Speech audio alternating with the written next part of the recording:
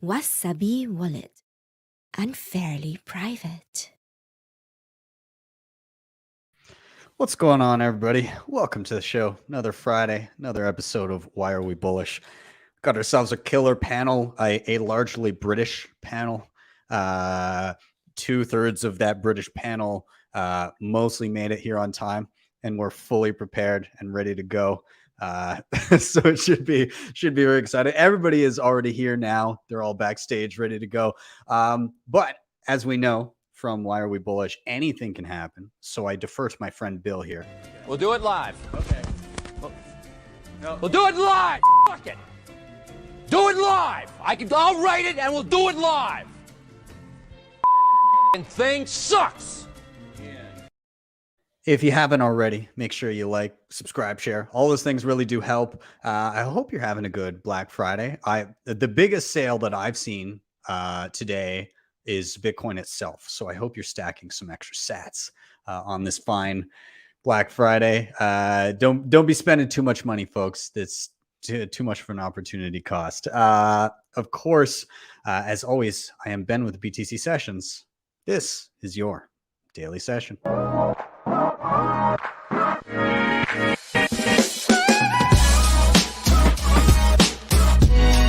Hodl the Bitcoin.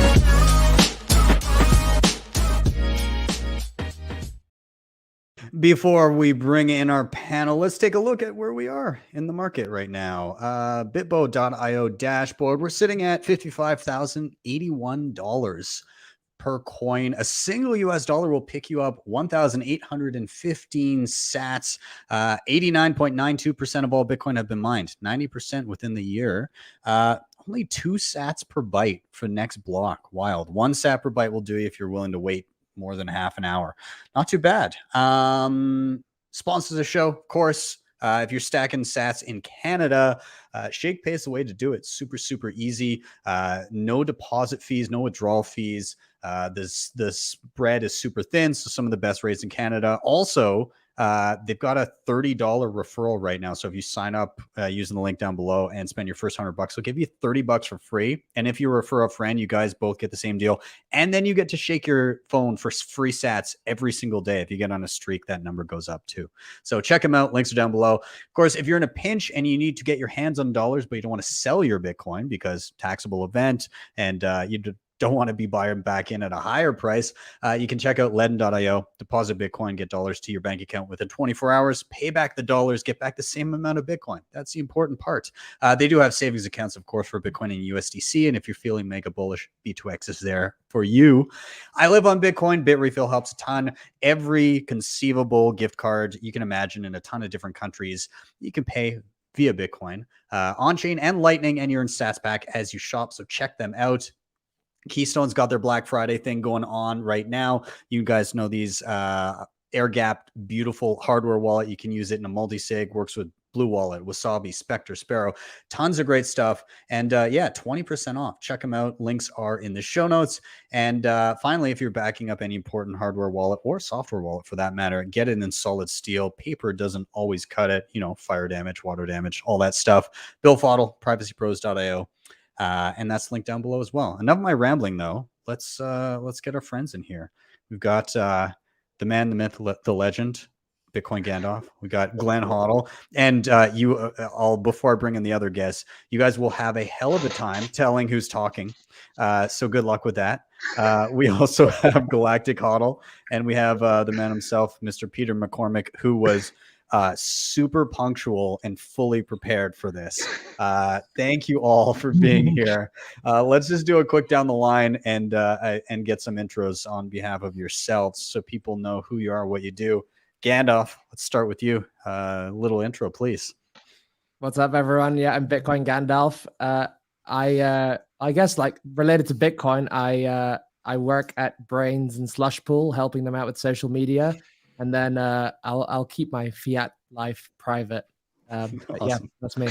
You also reside on my mug here. There we are. So, yeah, so there you are. I've got that just for today. So thanks for being here, man.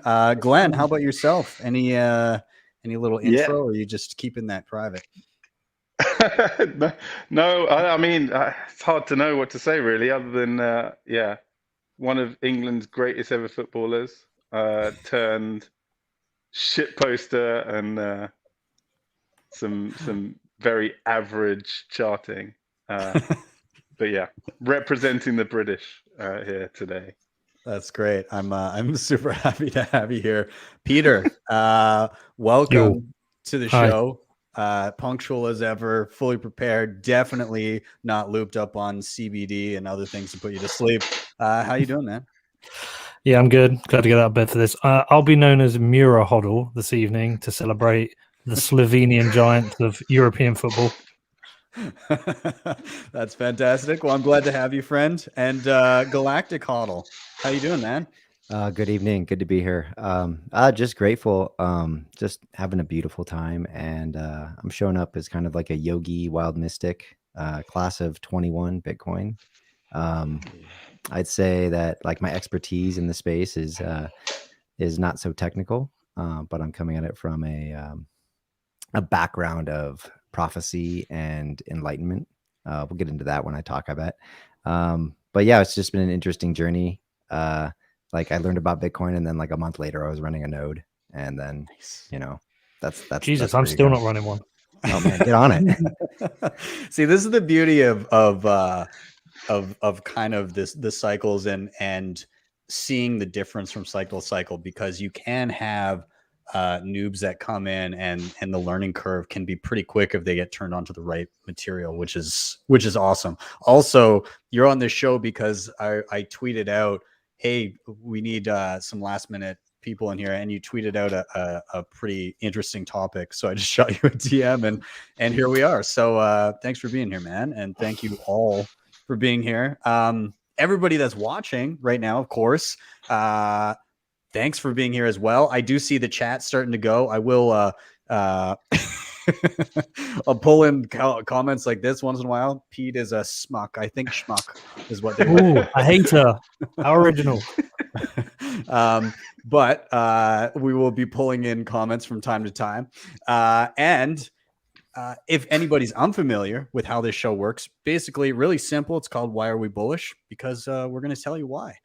We go by the 3 R's. Somebody's going to give a reason why they're bullish. Then all together we'll riff on that reason, and then we'll rotate to the next. Really, really easy.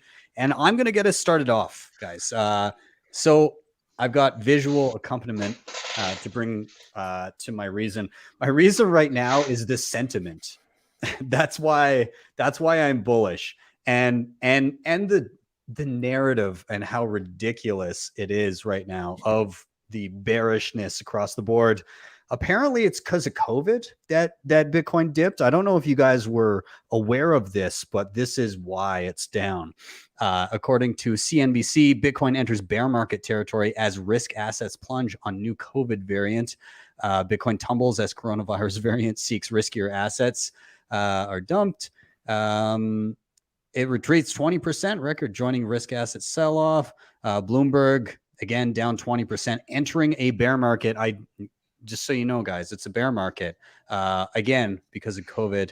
I don't know if you guys have ever seen this website, but there's a fear and greed index. And we've been basically like hitting up the fear pretty regularly in the past week. But the hilarious thing is, here's the zoomed out.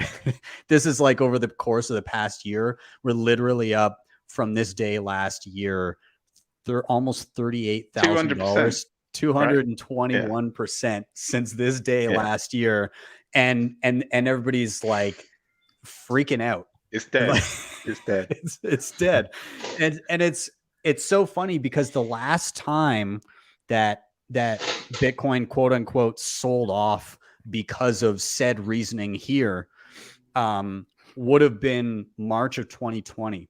When we were down, and it was a much deeper sell-off, granted, and a global, but the last time that was kind of trumpeted as a main reason for it was in March of 2020, to my recollection. And that was one of the best opportunities we've seen.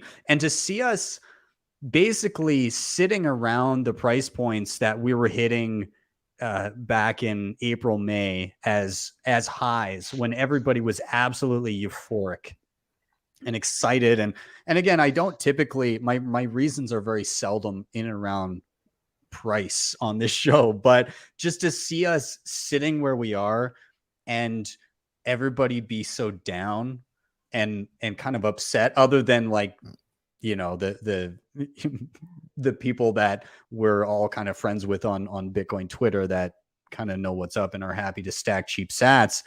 Like everybody else is it's like they're depressed about it. They're sad. And I find it hilarious. So I don't know. I'm just curious, and I'll open this up to everybody. What have you guys seen, like amongst, particularly more amongst your normie friends, amongst your, you know, people that you interact with online, in person? How are they feeling? Are you getting those messages? What's going on? Even a good friend of mine who knows what's up messaged me. He's like, why did it drop? What's going on? So I don't know. What do you guys think? Yeah, I mean, so Gandalf and I are in a little Bitcoin pleb group on Twitter. And firstly, I would say, if you ever try to have a group chat in Twitter DMs, it's hell. It doesn't scale to like 90 people, but there we are. I reckon within that group, we must have, between us, and I didn't take most of this, bought about at least one Bitcoin today, maybe more. And the overall sentiment in that group's been massively bullish. It's like it's on sale. So yeah, you know, this Friday. Whatever this, I saw they gave it a name tonight, this thing, and they didn't call it Z because they didn't want to piss off the president of China. But yeah, yeah, it's fair. It's FUD, but it's markets, and we're still connected to the legacy markets, sadly. This is pretty par for the course also on Black Fridays, from what I recall. Like this, it's never, I don't recall there being a lot of up Black Fridays. Typically you get, you know, the fiat mindset sets in and everybody wants to go and buy shit that's on sale, and they'll go and pay in Bitcoin, and then that gets dumped unless you're, you know, doing it through a merchant that's actually going to hold the Bitcoin. So I don't know. Yeah. And JC in the chat too is saying Bitcoin drops every Black Friday. People sell their precious Bitcoin to buy silly things. And I'd echo that, but I don't know. Did anybody else here buy something today? I did buy something today, but not because it was Black Friday, just out of necessity. But I do. You have to eat. I find the irony I bought this beer. so prescient that, you know, on Black Friday, where across the spectrum of media, it's like everything's on sale and there's coupons for everything. But if Bitcoin goes on sale, it's the end of the world. It's like not supposed to happen. But everything else is cheaper relatively. But I was also watching Russell Brand did an interesting podcast about Black Friday, and some consumer groups were looking at the prices of items, and it's like this Black Friday items aren't exactly cheaper relative to a price increase. And then 6 months ago, they were actually cheaper than they are today. It's just that today's sale makes it seem like they were cheaper than a couple months ago versus like 6 months ago to a year. But overall, the prices are getting higher. Go figure. That's actually funny. And that is a good point, that given the inflation that we've seen this past year, your Black Friday deal is just as if inflation hadn't happened over the past 6 months. Pretty much. That's your deal. Great. Pete, what about you? You make any degen? Did you buy any Aston Martins today or anything?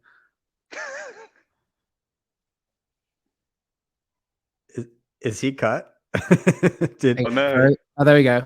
Fuck, I was He's muted, already sorry. fallen asleep. The sleeping pills kicked in. I didn't. I bought a football club. Hey, there you go. There, that's all you need. I wanted right? to ask about this. What, He's was it on shelling it sale? after 5 minutes. What's the story? Let's go. I can't tell the whole story yet because contractual things are sorted out. But by January, I will own a football club.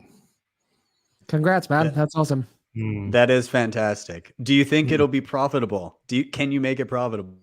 Oh yeah, that bit's easy. Yeah, I mean, like there's a solid thesis behind it.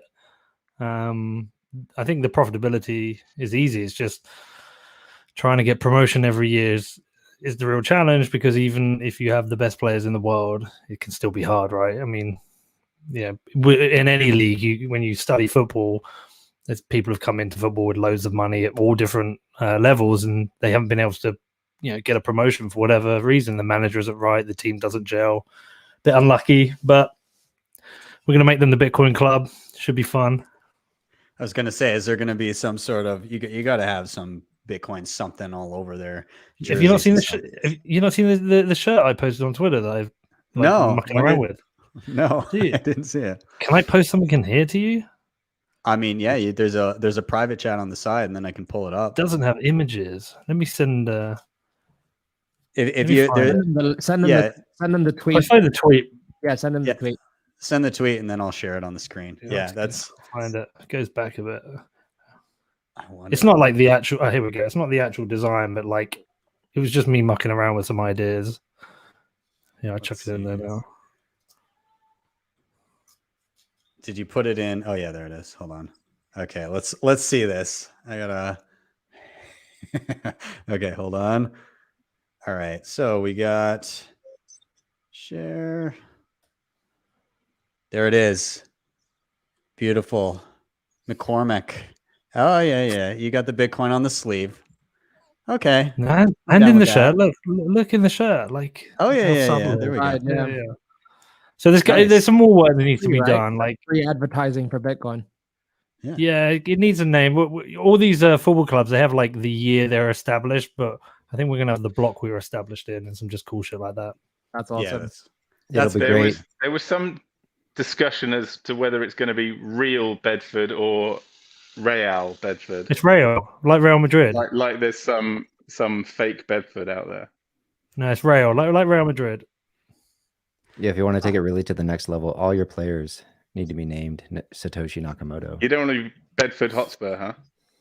Because there's only one Hotspur, so you could be the same. I don't want to curse us. Although that would be quite funny. Bedford Hotspur get bigger than Tottenham. Now I want to change. You might beat us. Well, you did just lose to the giants of Slovenian football. and Enes Mura. Is that what I didn't get the reference?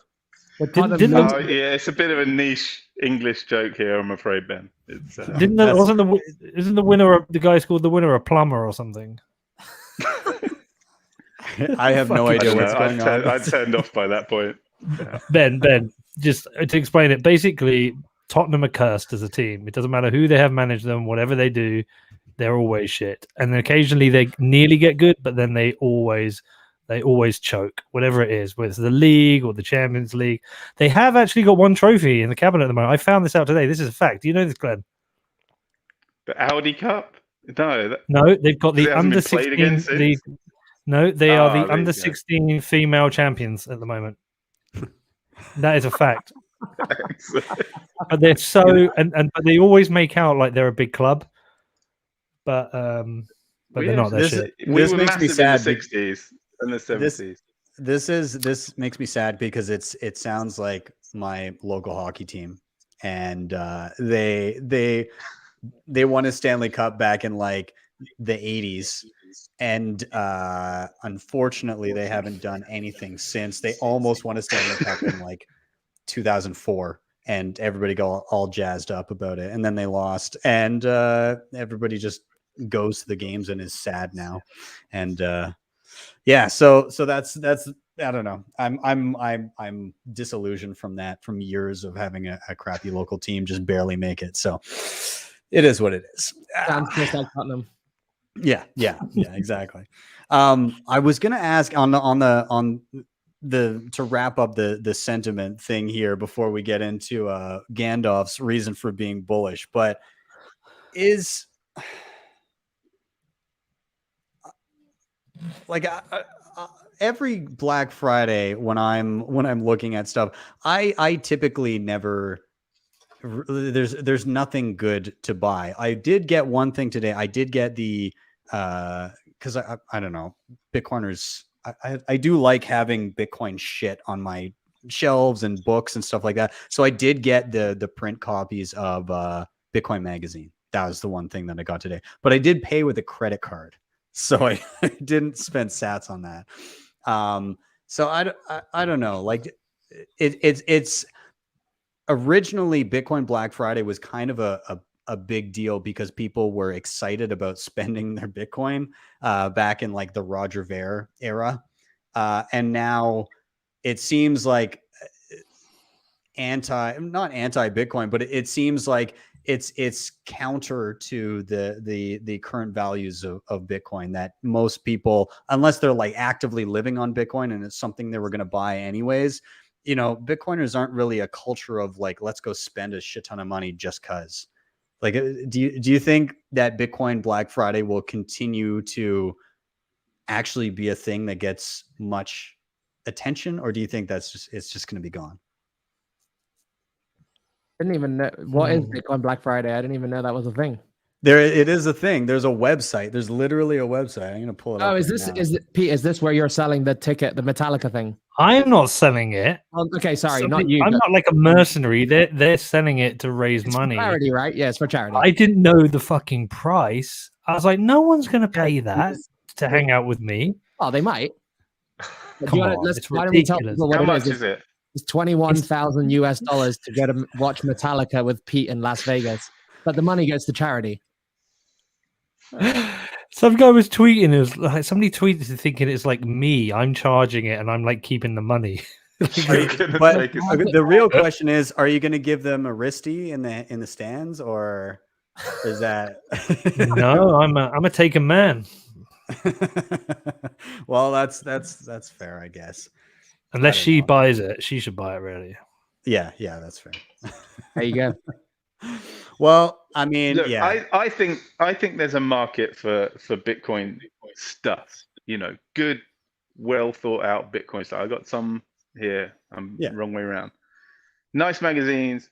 I thought that the private public key thing that got put out a month or so ago was you know, the Fractal Encrypt, the guy that's been making those enormous those are incredible. physical full node things. He did something cool. And I think Gandalf, you bought one, right? And I bought two sort of by accident.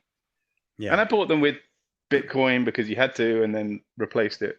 Yeah. Well, that's there the are thing times about like, if you're all in, you're gonna have to spend some Bitcoin if you want to buy something, because that's basically me. Like most of I'd say 90% of my income is Bitcoin at this point. Like the only income that I don't get in Bitcoin is just any YouTube like ad revenue or anything like that, because obviously they're not going to pay me in sats. But outside of that, like I basically just have to, at the beginning of the month when invoices come in, I just convert whatever I need for my bills, and then the rest just stays in sats. So that it has to be an active decision of, oh, I need to spend money.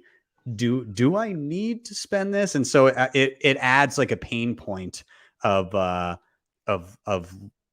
it adds a hurdle to spending my Bitcoin. So, but I do agree, and I love the idea that there are like the Citadel 21 guys being like, hey, we made a product and we only accept Bitcoin, and if it's good enough, then you'll buy it, right? I have a subscription to Citadel 21 because I like that kind of stuff. So, what have you got there, Pete? What are you pulling out? These are my Citadel 21s. Yeah, you've got them all sleeved up too. Yeah, these are going to be like a collector's item one day. I have my first edition. Yeah, do you guys both have number one? I do. I got number one. Yeah. Ah, damn. I don't have them all. I have number one and like 6, I think it is. So I think you can get the from 2 to 10 on Bitcoin Black Friday for $179, but shipping to the UK is like $5 US. Brogan. I'm gonna kill everything if I do that. Yeah. Yeah, you smash your block clog. I'm gonna keep it there with me.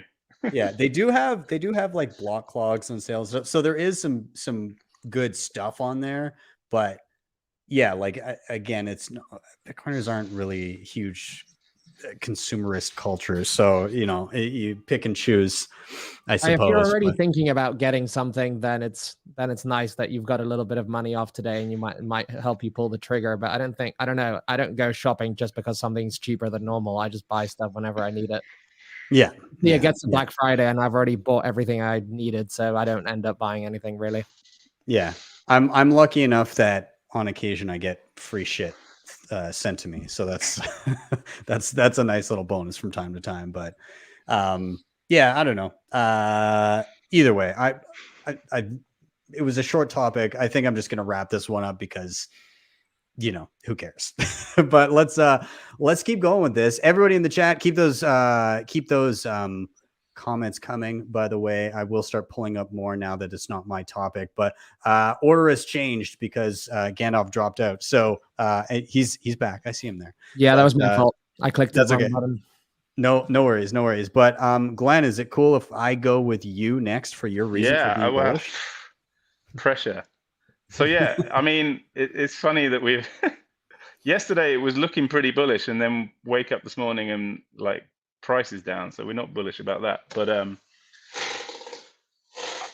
mean, there's plenty. There's a few that I was going to choose from. I was going to kind of thinking about what went down in El Salvador last week, and the Bitcoin bond, which I think was very cool, but maybe someone else will talk about that. So the thing I was going to talk about was another Bitcoin pleb, Dave Dustpan, who put out a tweet a couple of days ago that for the first time he wiped and restored his hardware wallet. And it's maybe an unremarkable thing for some of us, but Dave, he's a guy, I met him a couple of times. He's I think by his own admission, incredibly untechnical. This guy's a laborer. He has his own kind of kitchen fitting business, but he's a Bitcoiner like us, and he took it upon himself to take his Bitcoin into his own custody.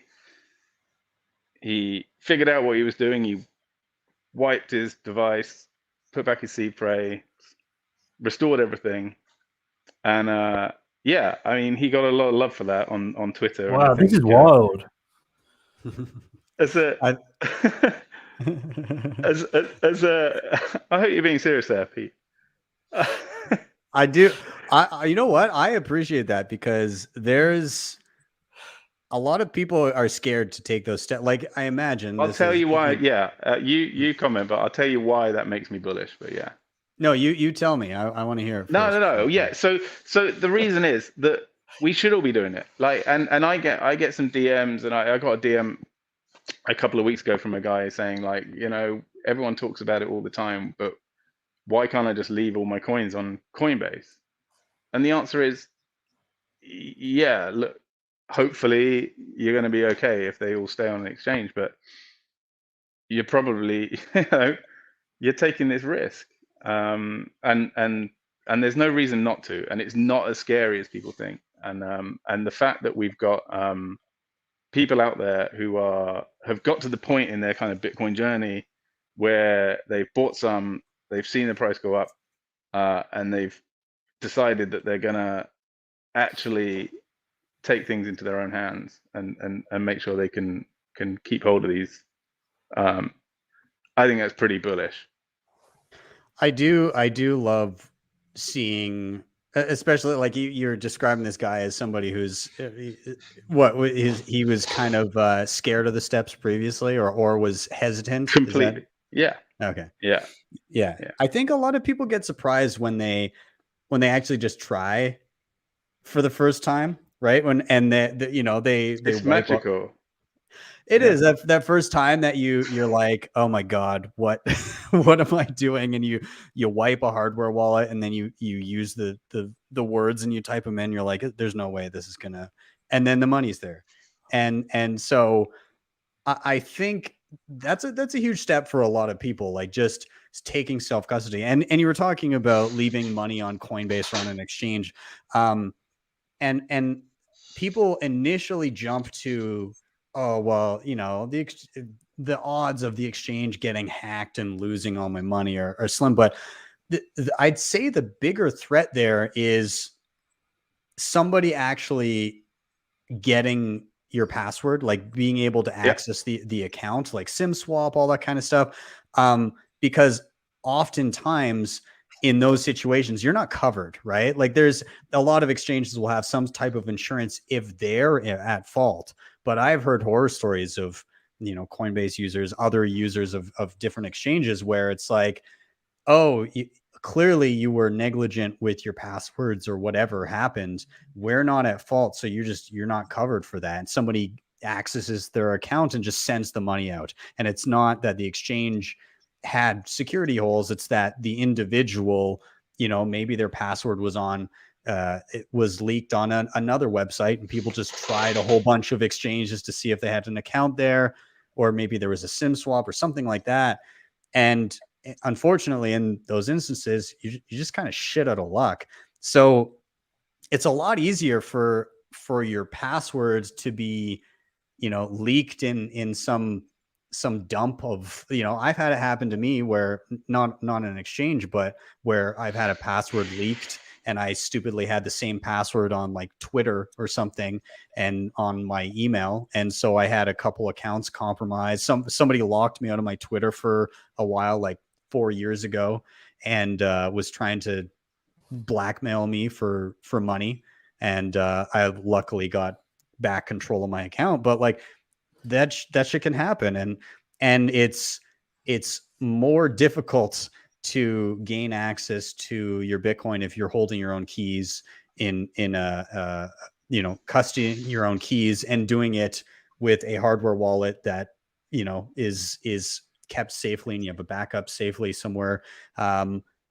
You're much more secure, and it seems counterintuitive to people that are used to the legacy financial system, but yeah, it's a learning curve, and kudos to anybody that takes that step. It can be scary, but yeah, that is bullish. I like that. I'm curious, Galactic, since you're new class of 21, you said, what was your first experience with self custody? Kind of getting down that rabbit hole. Like, was it scary? How did you handle those hurdles? Fortunately, there's a lot of resources out there, you included. Like kudos to you. Thanks, man. You helped me on my journey for sure. In your tutorials and stuff like that. So there's no dearth of resources out there. It's like an abundance of options and availability. And I think the biggest hurdle that was for me was getting over this like sense of sovereignty and this sense of like I am my own bank now.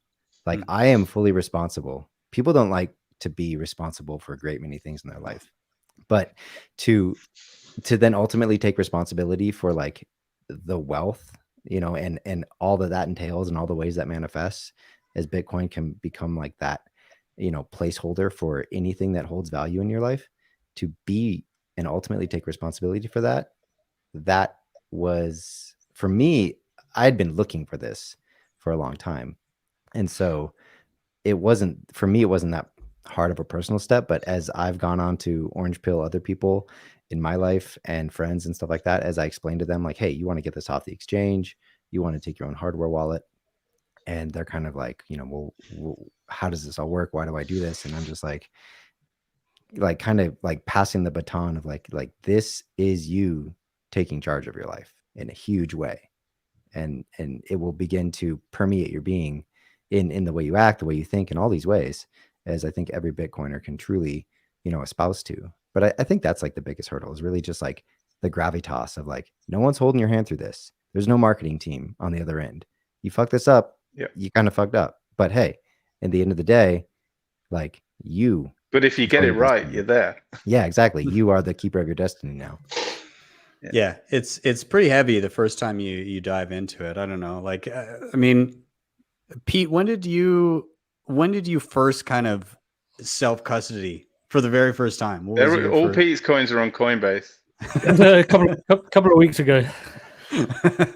No, I did it back in 2000, right, fairly near the start of 2017. When I first got back into Bitcoin, I just got myself a ledger, and yeah, I didn't find it too scary. It was I found it was fairly easy that kind of first time. What I found more scary is over time thinking, shit, I'm relying on this one device, and then if you've got this one device, it's like, where do you back up the keys? It's like, right, okay, well, if you leave it in the safety deposit, what if the safety deposit gets broken into? We had a big case in the UK of a bunch of guys in their 70s who broke into a safety deposit place and emptied all the boxes, took all the money and jewelry. So that's a risk. It's like, okay, do I do a Winklevoss and do I split it up and put it in 3 locations? But what if one of those gets stolen and you've only got 2 left? You don't have the foot. Like, there's a lot to think about. So the biggest step really was going to multi-sig.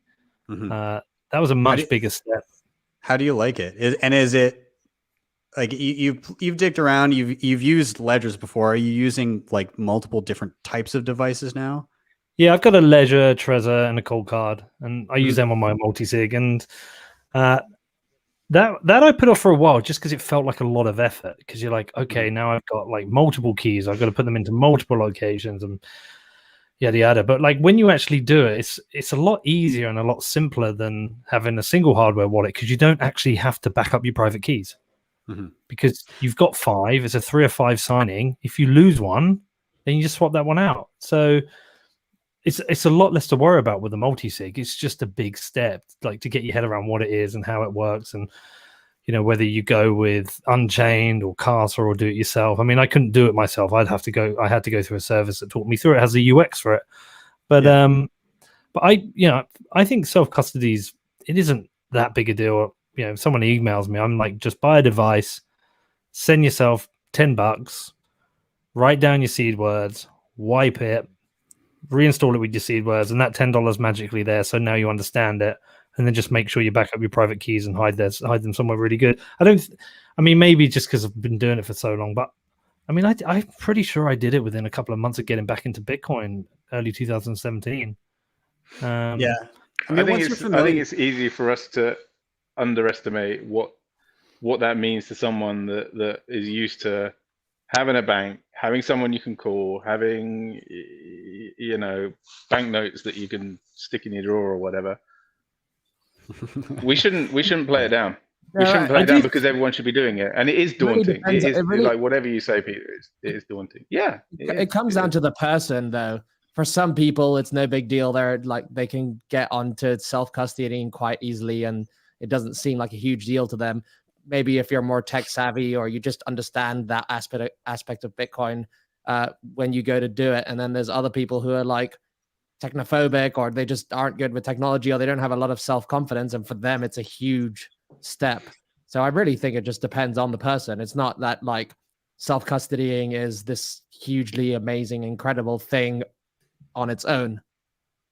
Yeah. I was going to say, I also think, look, as much as some people don't like it, there is a reality for some people to self-custody is a bigger risk than having other people custody it for themselves.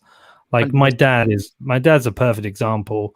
Every time I go and visit him, he's got a list of things I have to fix on his computer. He still can't remember how to get like Netflix on. I tried to set him up with like a password manager once, and it was a nightmare, and he just couldn't use it. He's not proficient. He would be nervous. If he ever bought Bitcoin, he would have it custody somewhere. And that's the risk he would take, knowing that if something went wrong, yada, yada. I think we're long beyond some of these large custodians ever being hacked. I think they've got this stuff pretty nailed down. I think we should always be teaching people and advising and saying, look, not your keys, not your Bitcoin, you should do it. But there is a reality is that we are going to have, we do have large custodians, and that's not going away in the short term. Yeah, I think it'll take quite a bit of time, and I mean, realistically, they'll always exist in some capacity. I hope that it gets to the point where for the majority, if there's any sort of custody involved, it ends up being like collaborative multi-sig, like a Casa or Unchained or something like that. And that's kind of, it replaces the norm of just like giving all access to some entity. I think that would be nice, to really push towards that as like an end goal. Will we get there? I don't know. People are fucking lazy and scared and don't want to try new things. It might be a generational thing. I don't know. Like, let's be realistic here. What do we think? Not the ideal of what we want, but what do we think is actually going to play out? Let's say 20 years from now, where are we at? Is it better in terms of more people taking self custody, or is it worse because of the amount of normies coming in? Well, necessity is the mother of invention, right? And I mean, already we're seeing all of this process simplified more and more and more, to the point where I was able to figure out, and I'm tech savvy. It's just part of my generation, but I'm not a coder by any means. Like I'm like learning how to like GPG signature in my Spectre wallet, and like figuring out how to do that in terminal. I'm like, that's new to me. Right. And I think, but that's the fact that I'm able to do that and then use Spectre wallet to set up a multi-sig through just a proper UX is awesome. And I think that's just going to get easier and easier, to the point where it's just like, input this, press this button, here's your wallet, and I've traveled all over the world, and I've hung out with people in very impoverished situations who now use smartphones.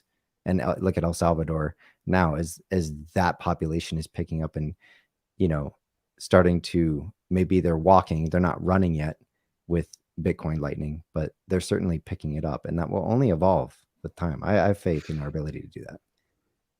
Well, I like your optimism. I hope that I hope that's the direction that we head. And again, yeah, if it becomes a necessity, when it becomes clear that if there's some very easy instances to be able to point to and say, hey, this is why. And it's not like we haven't had them in the past, like here in Canada, Quadriga CX was a famous one. Mt. Gox was like the mother of all, back in 2014.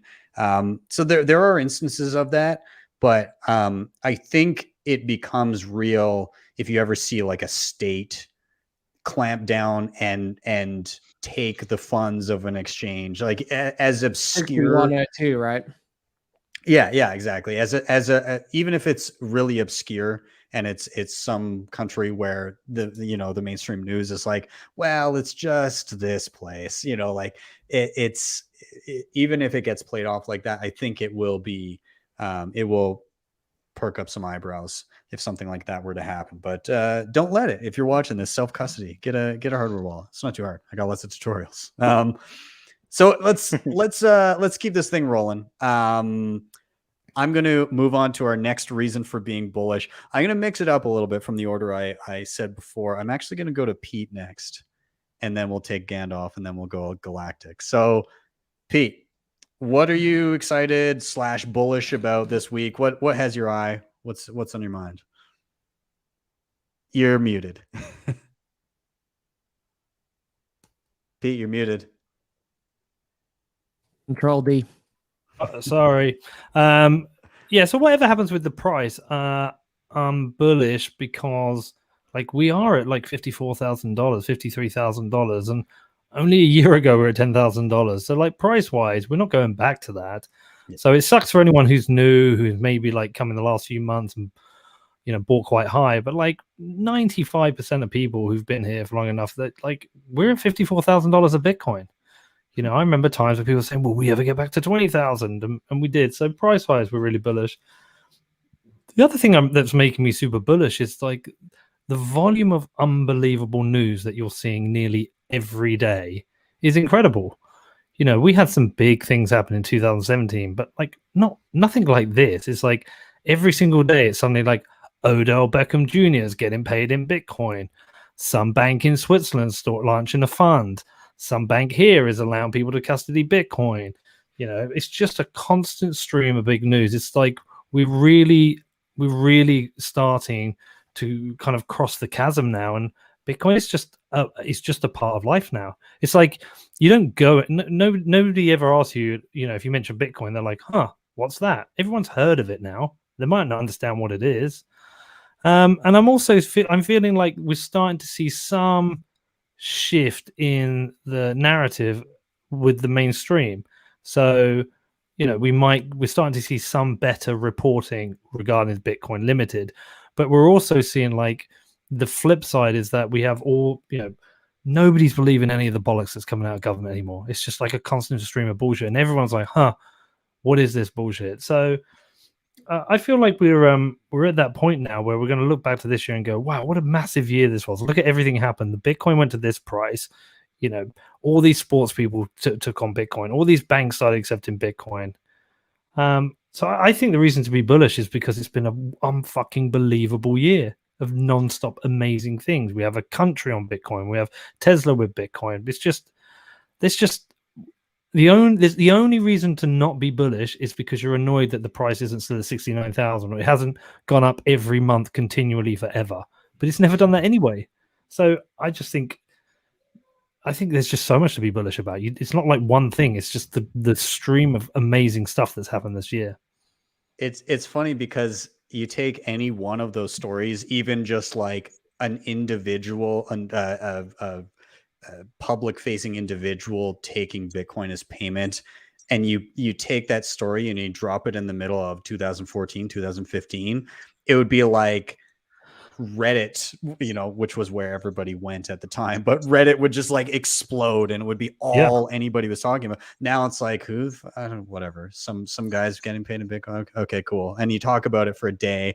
It may be like comes across your feed. You're like, oh yeah, that's it. Oh, El Salvador just bought the dip and bought 100 Bitcoin and added it to their balance sheet. You know, okay, well they've done that a bunch before though, so whatever. You know, like well, the other thing is, Ben, is like even after from 2017 to 2020, it's not like I would say I thought Bitcoin was done, but there were times you thought, it's like, is this really going to be a thing? Is it still just a few kind of like nerds and Wall Street people who speculated that are into this, but like, is it done? Like, will it get banned? And now it's just like, this is here. You know, any Bitcoin you sell now, you're definitely going to be regretting in 4 years' time if you've not replaced it. Like, this is here, and it's like, how big does this thing get, and how quickly does it get? But it's unbelievable year. Yeah, it's been pretty insane, and I think all it takes is just anybody who's been through a single kind of like bull and bear cycle and come around the bend. They've recognized kind of the flow of the narrative of and the sentiment, and you can just kind of ignore the noise and just enjoy the ride. And yes, it's you know, you're always setting the bar at what the previous all-time high is. You know, I think every Bitcoiner is mildly guilty of seeing one price and then being like, we're not there currently. We're not currently at the all-time high. But it is astounding to see the change. I think back then, you know, you say 6-7 years ago, every news piece was overhyped, more or less. And now the amount of stuff that's going on and the regular daily, oh, this is happening. Oh, this fund is looking at it. Oh, this person, oh, this is being integrated here. This new technology has come out. This thing enables greater privacy and instant transactions, and Lightning is picking up, and all of these different things.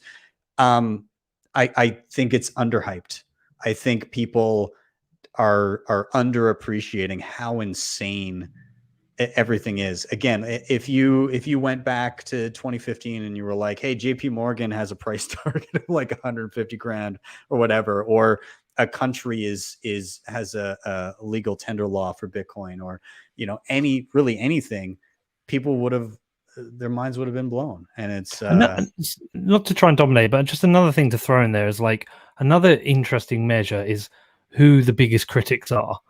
you know, when the biggest critics start swinging, you know we're winning. So there's a great tweet by Jessica Hodl this week or yesterday or something. She said it's about Hillary Clinton. She said she can't work her emails, but now she thinks she knows everything about crypto or Bitcoin. And you know what? Like, Hillary Clinton has been throwing swings at Bitcoin for like a week now. That just says you're winning. You know, when like people at that level are starting to look at it, and now we've got like battle lines are being drawn across Congress with, you know, different senators supporting or against it. Like, I'm fucking believable. Yeah, I was thinking about this today. Like, I thought on the one hand, it's bullish that you have somebody like Hillary Clinton fudding Bitcoin and acknowledging like how potentially important it is and destabilizing nations and like threatening the US dollar as a reserve currency. I'm sure Michael Saylor was very happy to hear that. But on the other side, like, I kind of liked it when we weren't taken as seriously because it allows us to grow, you know, in the shadows. Everyone thinks it's a bit of a joke. It's a Ponzi. There's no value here. Like, whereas now, if it's taken seriously, does that bring a higher chance of like, you know, regulatory attacks or some form of banning or 6102 confiscation? I don't know. I'm just thinking, like, does that sort of attention, is that gonna bring hurdles to Bitcoin? I mean, yes. I think, you know, if it continues down that path and you get more voices like her constantly raising that alarm, it's going to bring down pressure from governments to quote unquote deal with us. But I think that will, you know, the next thing that people are going to be pricing Bitcoin for is that will work. And I don't think it will. I think it can be a huge pain in the ass for a while, but I don't think it works. I think Guy Swan regularly says Bitcoin just needs to survive. It just needs to live. It needs to not die, and it wins. And I don't think it dies. You know, it never fully dies. And so it's always just going to be kind of there running for those who choose to use it. And Avery Hodl just brought up in the chat, she's planting the seed for the argument that Bitcoin is going to destabilize the dollar, which is bullshit because the dollar is becoming unstable on its own. Yeah, this is the stupidest argument, and it's a bit like who's that stupid senator that's been talking about the price fixing of chicken? Elizabeth Warren. Elizabeth Warren. You know, it's, you can't just, even if they do blame Bitcoin for this, it's not going to change anything. They know either Elizabeth Warren is just outright stupid, which I'd love to believe she was just completely stupid, but I think it's just a completely disingenuous comment. But to try and blame Bitcoin for the dollar's downfall is fine. Let them do it because it's not going to change anything. Well, there's enough people stupid enough to believe her. Yeah, that's true. Exactly. Yeah, that's exactly what I was going to say. It won't change anything. All it'll do is keep them out for longer. And unfortunately, Bitcoin is a kind of survival of the fittest or survival of the don't buy the mainstream narrative. I think it's just it's delaying at best, it's delaying the inevitable. I would say if for example, if the dollar did collapse or there was like hyperinflation, there's going to be a lot of people, the majority of people that don't have any financial assets, including Bitcoin, who are going to be extremely badly hurt. And if there's a mainstream media narrative campaigns blaming Bitcoin, you could see like just sentiment turn very, very, very anti-Bitcoin. And you don't know what happens in that. I don't think Bitcoin dies necessarily, for sure. But as Ben said before, like it can become very, very, very inconvenient / like, you know, it could be a big bump in the road, which we don't want to see. We've had about a decade now of like clear and patently obvious that we're being pitched against each other. Like whether it's the mainstream media or politicians or it's social media algorithms, it's all been gamed. The game theory has been created to make everything a binary argument. Like, you have to pick a side on every single thing now, and we're being pitched against each other. And so if there is a collapse and it threatens the political class, there will be those who will defend Bitcoin and those who will be against it. And the political lines will be drawn, and we will be pitched against each other. The Bitcoiners versus the no coiners. They're stealing your money. That will happen. We know that will happen because they've done it on every single issue. Yeah, agreed. So I tweeted about this at the weekend, but I've started I read it a couple of years ago, but I've started rereading the book When Money Dies. And if any of you haven't read it, then you absolutely should. If anyone that's listening hasn't read it, you absolutely should, because it reads like a kind of almost instruction manual, or kind of like just it's explaining what's going to happen. And the point that I got up to last weekend I don't think we're quite there yet, but they got to a stage in Germany where there was no food in the cities, but there was loads out in the country, because and the reason was that the farmers out in the countryside didn't want to accept this shitty paper money for their cows and chickens and what have you. And then the people from the city went to the countryside and started basically murdering the cows and stealing the meat and stealing the goods, and it got really nasty, like seriously nasty. And unfortunately, it could kind of get. I kind of hope that we can transition from where we are to where we're going, which is inevitable. Like it is. We absolutely 100% Bitcoin will become the only money eventually, but how it transitions, I don't like thinking about it sometimes, because it could be nasty. So my question would be, okay, in a situation where the dollar gets bad enough that it's a clear, this is not working out, and then the blame is on Bitcoin, but the purchasing power of Bitcoin continues to appreciate.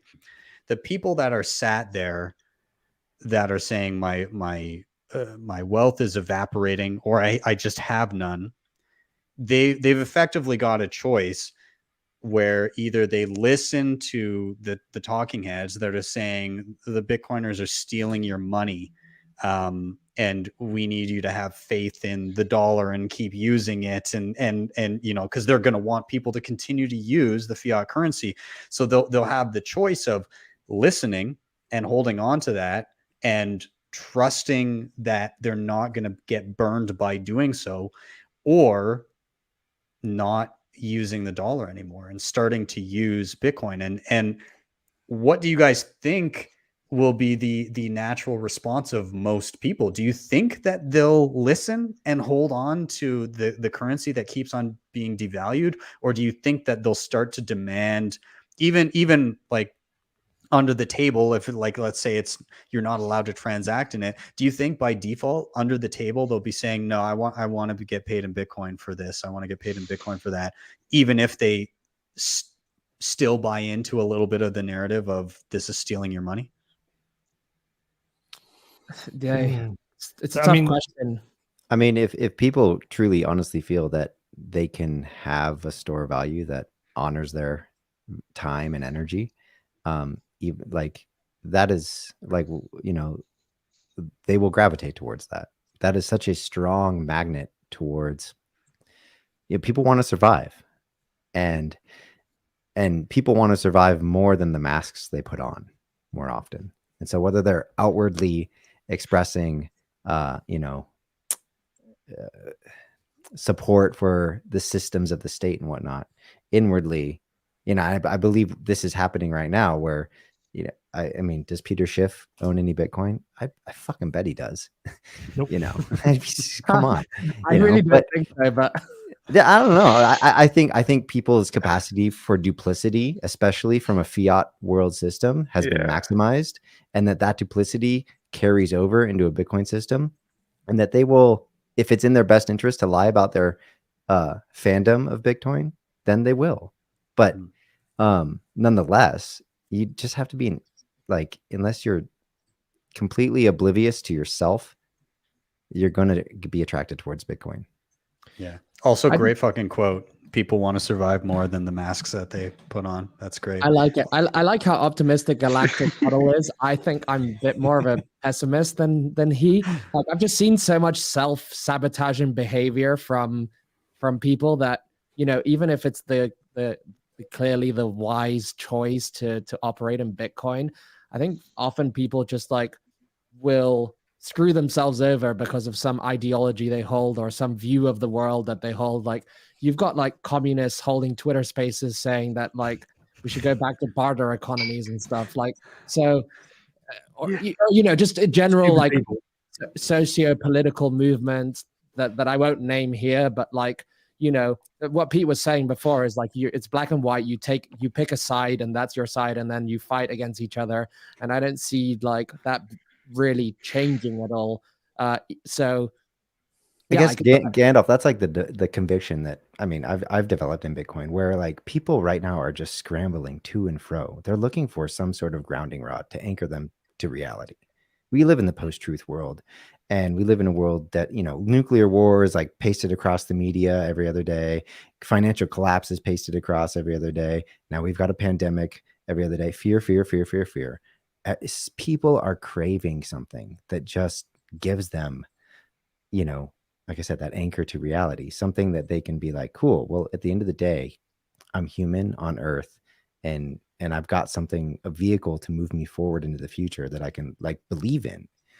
And when I hear of people like people who are talking about barter systems, they're looking for alternatives. That gives me optimism that people are looking for alternatives to a fiat system.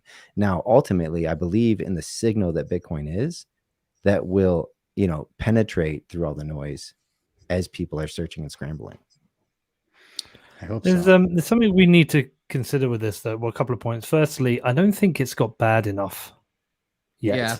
I mean, 6.2% inflation Yeah. is annoying, but that's not bad enough. I don't think people, and you got to think about how people can actually afford Bitcoin, but I don't think it's got painful enough. Like if you go to countries that have got real massive inflationary issues, like Lebanon is a great example, or Turkey right now, where people are suddenly seeing it's not just a case of, oh, everything's got a bit more expensive. It's like, I can't fucking afford to feed my family anymore. When people get to that point, they have to look for an alternative currency. That's why when you go into some of these countries, they have black markets for, say, the dollar.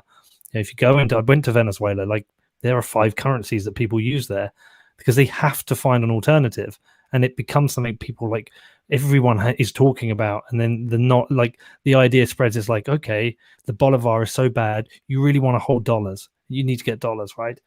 So I don't think it's got bad enough for other people. But another really important point to think about is like, yeah, a lot of people are living paycheck to paycheck. It might not be viable in that paycheck for them to go, okay, well, I'm going to get Bitcoin because that's more, you know, because that's that can't be debased. The problem with that is that say if you put your paycheck into Bitcoin at the start of the month, you might by the end of the month have even less money because you might have gone through a period where Bitcoin has dropped. So the volatility, like, you know, the Bitcoin is only useful as an inflationary hedge over a long enough, like a longer time frame. It's a crap short-term inflation hedge because it's more of a gamble. Like, is this the week where it goes up $5,000 or down $5,000? Does it go up 10% or down 10%? And if it goes down 10%, you've tried to avoid inflation, and your spending power at the end of the month is even lower. So, like, we have to take some consideration for that. I think like there's some weird statistic, like I don't know whatever the number is, but like I'll pick one out of the air. 35% of people don't have enough money in the bank to survive a month or something, whatever it is, like a disastrous month. Yeah, there's a lot of people living paycheck to paycheck. Bitcoin as an inflationary hedge is really I think is primarily for people who've got good wealth. Yeah, and people will throw it and go, well, what about people in El Salvador? Yeah, look, they can put a few dollars by, but genuinely protecting your wealth month for month, you've got to have the wealth to do it to begin with, and that's something I think we sometimes forget. Do you think? I mean, there's part of that, obviously, that if you're say earning locally and you get X amount and and that's it. Then yeah, absolutely. El Salvador, the remittance thing throws a new angle on that, in that a lot of the remittances, now they're getting an extra 30% or whatever, that they weren't getting before. So potentially, if somebody previously was getting by on the remittance that was coming through, they could feasibly have a little bit extra to put to the side, which is nice. But yeah, like there's a real issue of if you have disposable income, then you can save. If you don't, then you don't. And if shit is getting more and more expensive, and you already, your paycheck wasn't covering your basics, then it's for sure not going to cover your basics. And yeah, the added volatility of Bitcoin as a day-to-day is probably not a massive help. I'm wondering if over the long term, given that we're now establishing kind of worldwide payment rails with this, if that also changes the dynamics of earning potential in, well, every country in the world. And the reason I say that is not so much partly from an upside, from places where you might earn less typically, but also on the downside for people living in first world nations. Because if you can outsource your anything that can be done remotely, there's a whole world worth of competition that now you can easily pay kind of piecemeal for various tasks. And that's got to have downward pressure on the salaries and the competitiveness of people living in, the US, Canada, the UK, all those places, when you can just outsource that to, to somebody you found on Fiverr or whatever, and pay them in Bitcoin with Lightning. If it's not a hurdle to get them paid, that kind of changes things, doesn't it? Yeah, I think I think that's why you're seeing like lots of nationalist movements in Western, more developed nations. One of the narratives is like, took our jobs, like immigrants are coming in and they're taking our jobs, they're stealing our jobs. Like, we're going to see this en masse with the internet. It's sort of like a sovereign individual thesis. You're going to be able to like work from anywhere, work anywhere. And yeah, I think there's going to be a huge deflationary pressure on wages, but it seems like physical goods and commodities are going to be getting more expensive. Yeah. You're going to have to be pretty fucking good at what you do, or you're going to have a skill that can't be outsourced digitally, right? You're going to have to have some sort of you got to be in the trades or hairdressers something. Hairdressers and funeral directors and things. Also, you like can't outsource any of that. Anything that can be done remotely and that can be scaled with technology, like, if for education's a huge one, where like, one teacher who's the best at teaching whatever can use the internet to teach 20 million people, right? How many other teachers does that put out of business? Like a shit ton. Yeah. Well, we'll see. Maybe here's what I'm going to do. We're getting super dark here, guys. I'm getting so depressed. We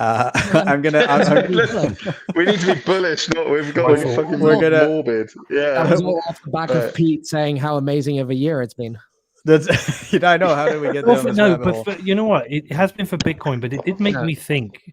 I was talking to Rizzo recently, and he's making a massive effort to document the complete history of Bitcoin, understand everything that happened, every decision that was made, like in as much detail as possible, because he said there's chance in next 10, 20 years, the world's going to be a very different place. And whilst there are Bitcoin winners, there are going to be some losers, and they're probably going to want an explanation of why this happened, how this happened, and what the Bitcoin part was to that. And it's like, sometimes, I'm a hypocrite because Bitcoin will go up $1,000 and I'll celebrate it.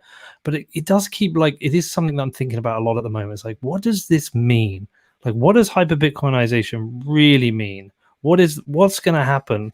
Like, and I can't help but think it's not going to be a very clean transition. And some people could lose very badly.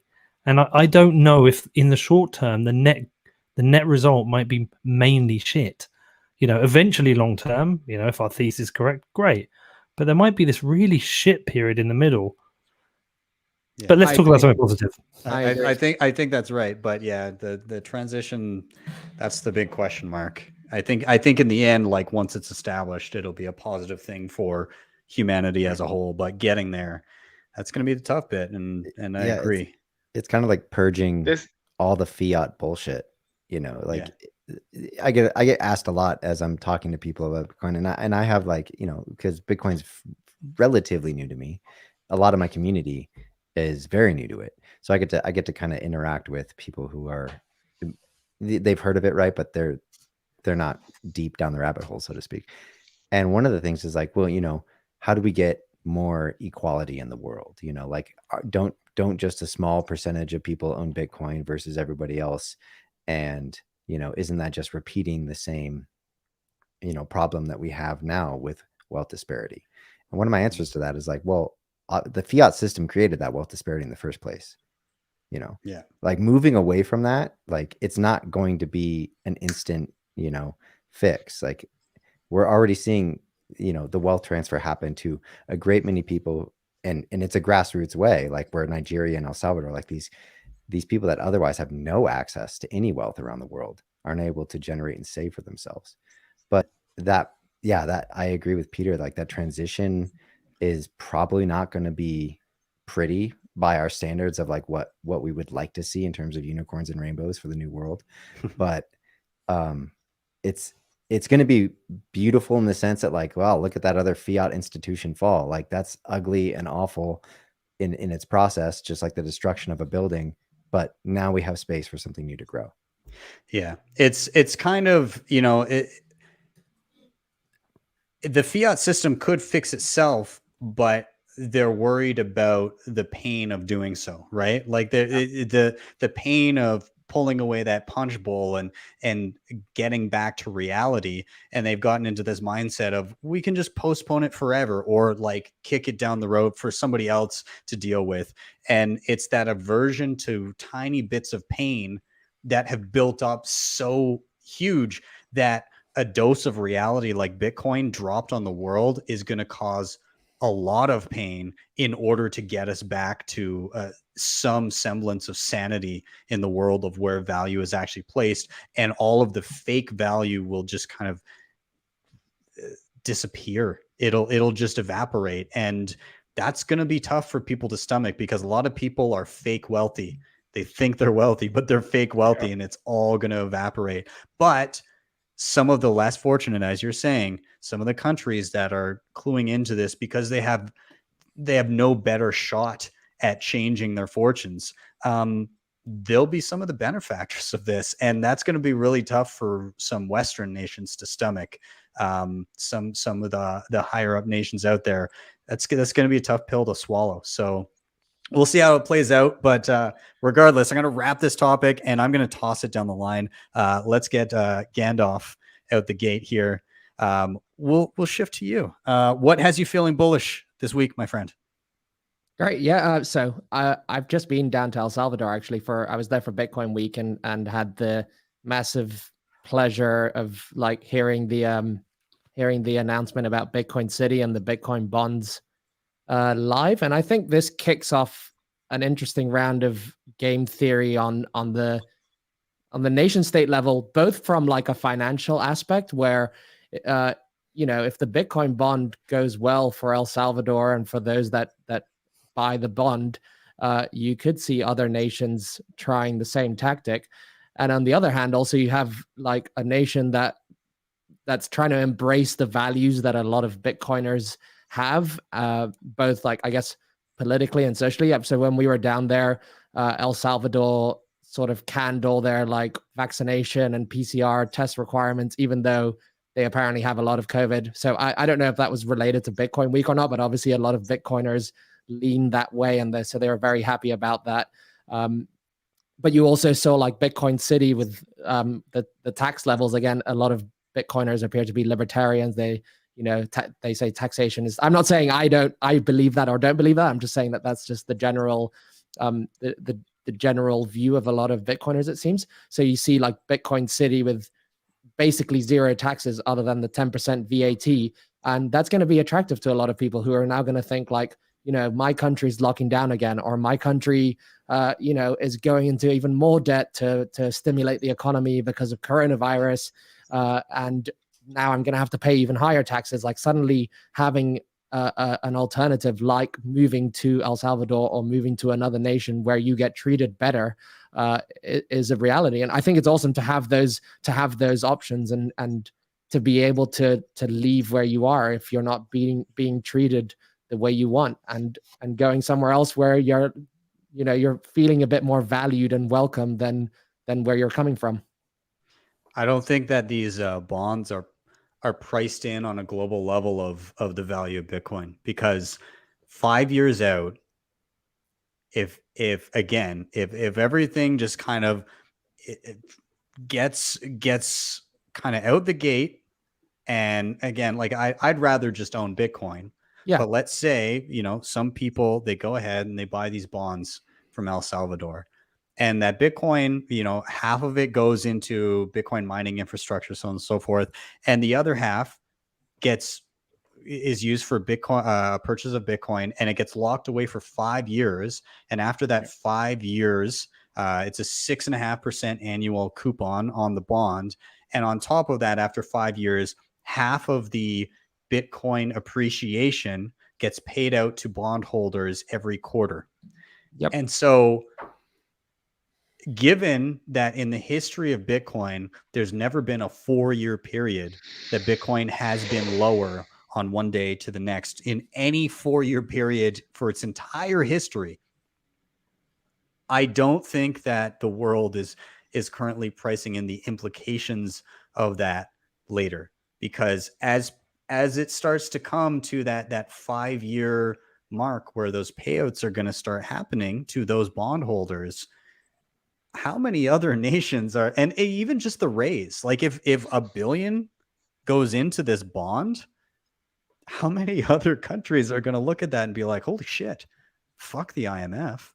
Like is that going to be a potential for other small nations to do? The shitty thing is that, you know, Bitcoin is for enemies, and I guess that's not a shitty thing about it, but it will mean that some less desirable nations will be doing some shady stuff, and people will, again, in the free market, have to decide where they're going to place their money. But you could see some of that happening where some nations maybe take advantage of this, and we'll see. But on a global scale, I think that 5 years out, people will look at issuing Bitcoin-backed bonds and will go, holy shit, that is not a bad idea. I don't know. What are you guys feeling about this? Yeah, I mean, I don't think it's going to take 5 years for the next country to think that this is a good idea, because there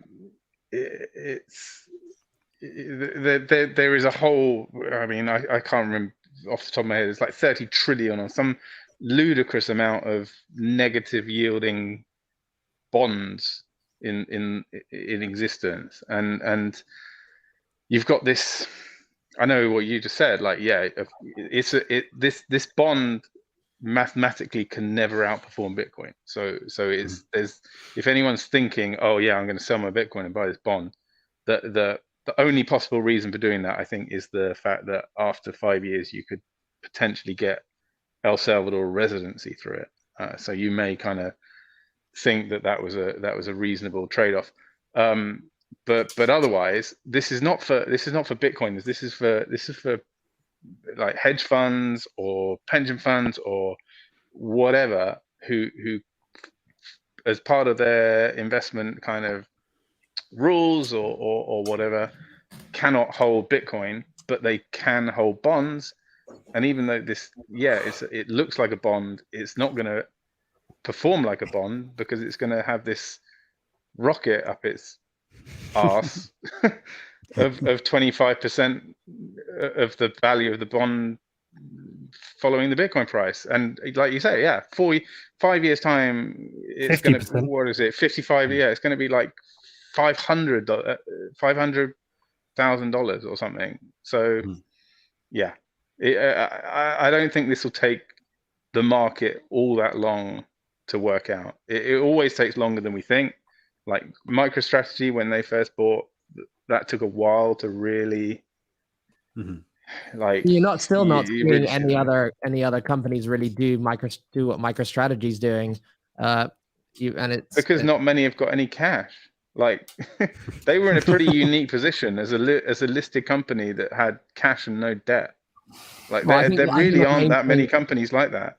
The main thing is that they have they have Michael Saylor who controls the board and can pull something like this through without much opposition or without needing like a quorum of a certain number of people to agree on it. I think that's the most. But it's been such a good play that you would think, well, unless what's probably happening is like you have people now thinking they've missed the boat, they're too late. They could, if I could go back in time to when Bitcoin was 10K and do this, I would do it. But now at 55, it's crazy. I'm buying the top. I might as well go try this with some other shitcoin.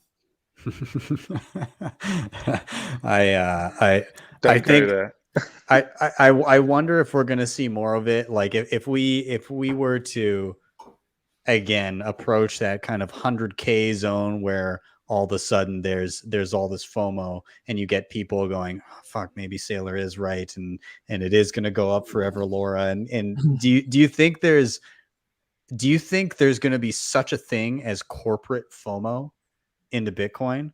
And do you think those same corporates will if they're capable of acting on FOMO, do you think those same people would dump if it dipped far enough? And then do we see that also on a global level with governments? Like, is that a possibility?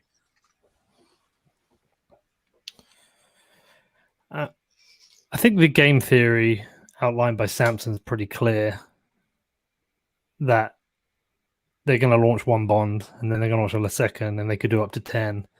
And in some ways, there is something mildly Ponzi about it. Like, not an actual Ponzi, but, bond one takes 500 million Bitcoin off the market. And if they do 10 of these bonds, there's like 5 billion.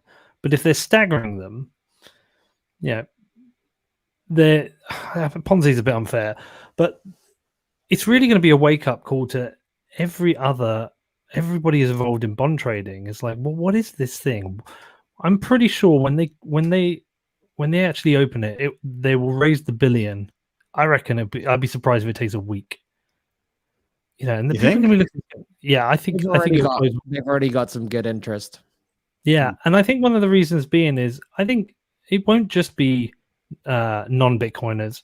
There'll be a lot of Bitcoiners wanting to do this for a couple of reasons. Firstly, it's a big fuck you to the IMF, and there's whales out there who are so rich they can just do it because they just for fun.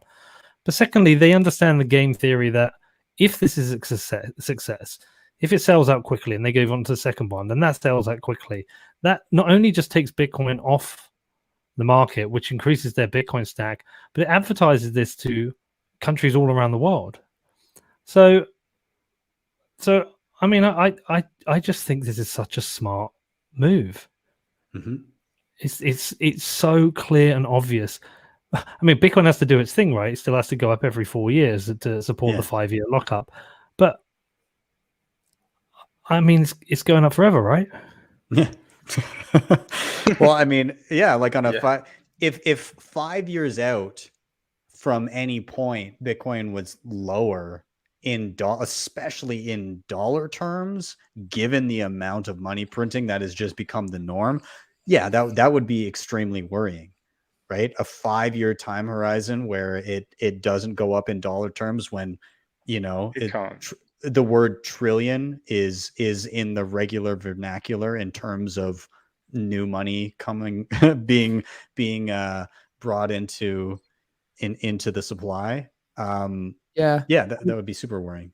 I didn't believe that in the super cycle, at least not now, but now I kind of think that we are in a super cycle because I don't think I've only been around in Bitcoin since 2019, but I do feel like I don't feel like we're going to see a massive blow off top and then an 80% down and then, you know, a 2-year bear market. I could see it just like, you know, I could see the volatility still being there, but us just like going, you know, down to like 45, 55, and then like new all-time high, and then down again, and then another, you know, just like, but not like smashing all-time highs all the time, but just slowly every few months we hit another all-time high, then we go down again, and just for years, because I just see more and more people coming onto Bitcoin, not the other way around.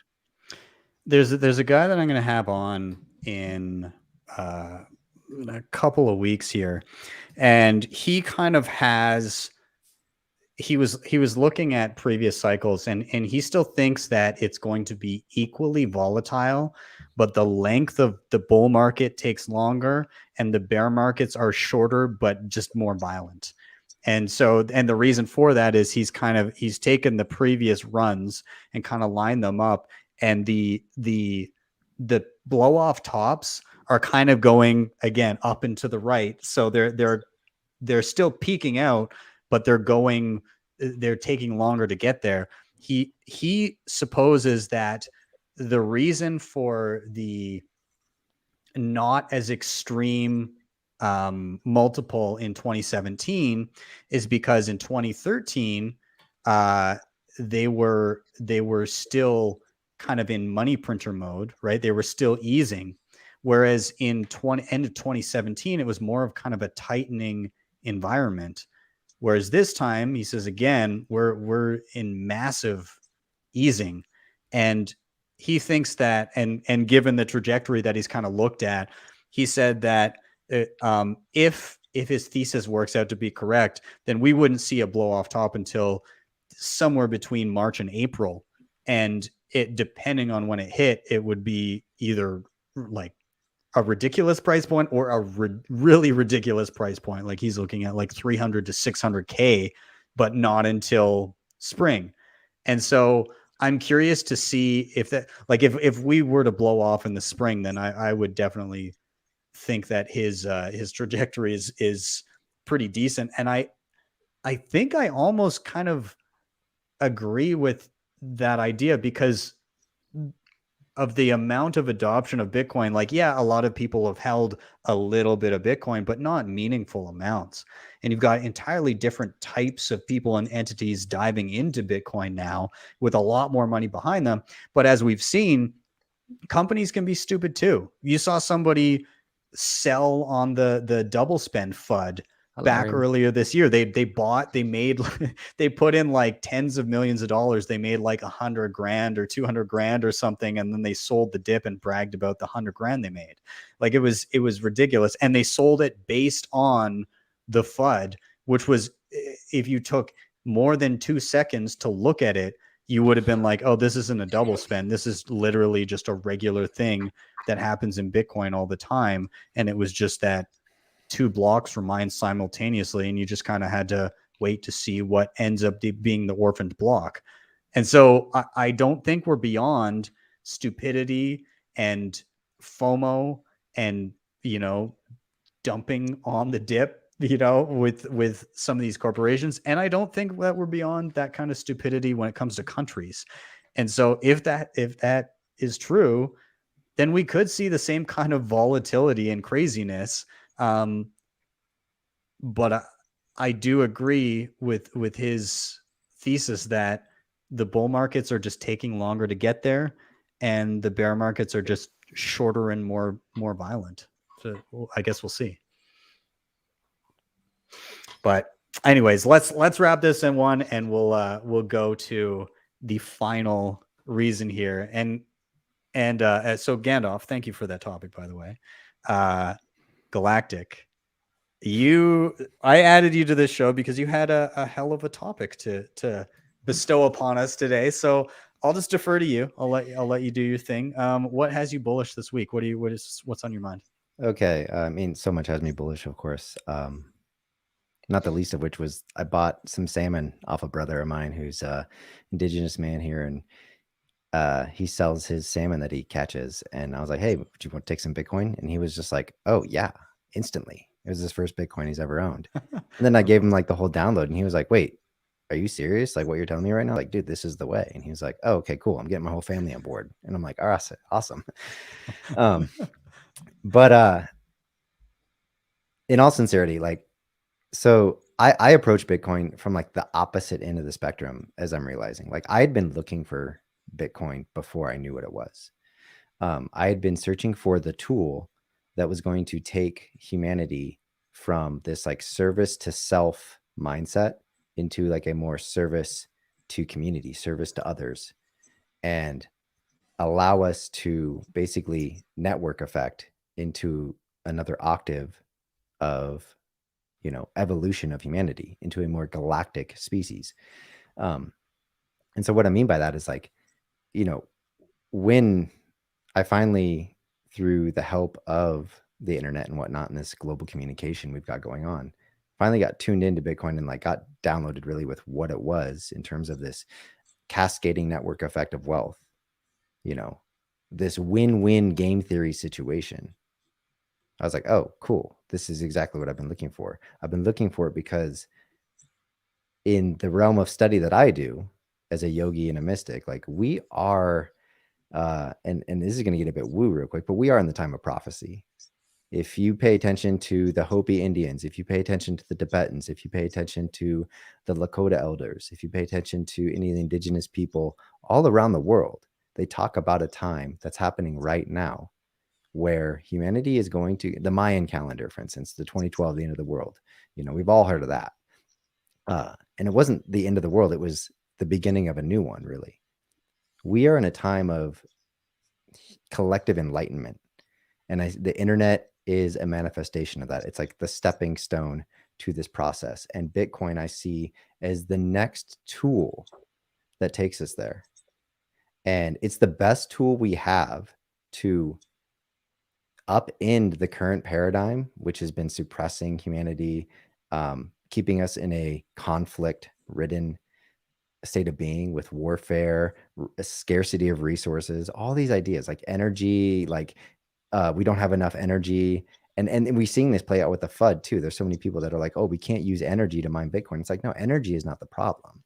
Like we're going to learn how to harvest and utilize energy and Bitcoin is going to allow us to amplify that and exponentially become better at gathering energy because of its self-fulfilling prophecy of sorts to do so. That is going to take us to what Kardashev talks about as the type 1 civilization. We can then utilize to the fullest extent of that energy to realize our space in the galactic sphere. And as Alan once said, we're as far out in outer space as we're ever going to get. But certainly there's a lot to explore out there. And as humans, we are creators, we are explorers, we are adventurers. It is like our birthright to move beyond these stories that have been plaguing us. And Klaus Schwab like recently got up and he says, you know, part of this great reset, this whole pandemic debacle that, you know, is being utilized in a great many ways to consolidate wealth and consolidate power. He talks about like the great narrative and how it's up to the Davos crowd and the WEF to develop a new narrative. And for me, Bitcoin is like, oh, Bitcoin's here. This is the narrative that will actually capture people's imaginations to dream of a more beautiful future that our hearts know is possible. It activates that inside of us. And, you know, I know Bitcoin Gandalf, I'd kind of been pegged as the optimist a little bit.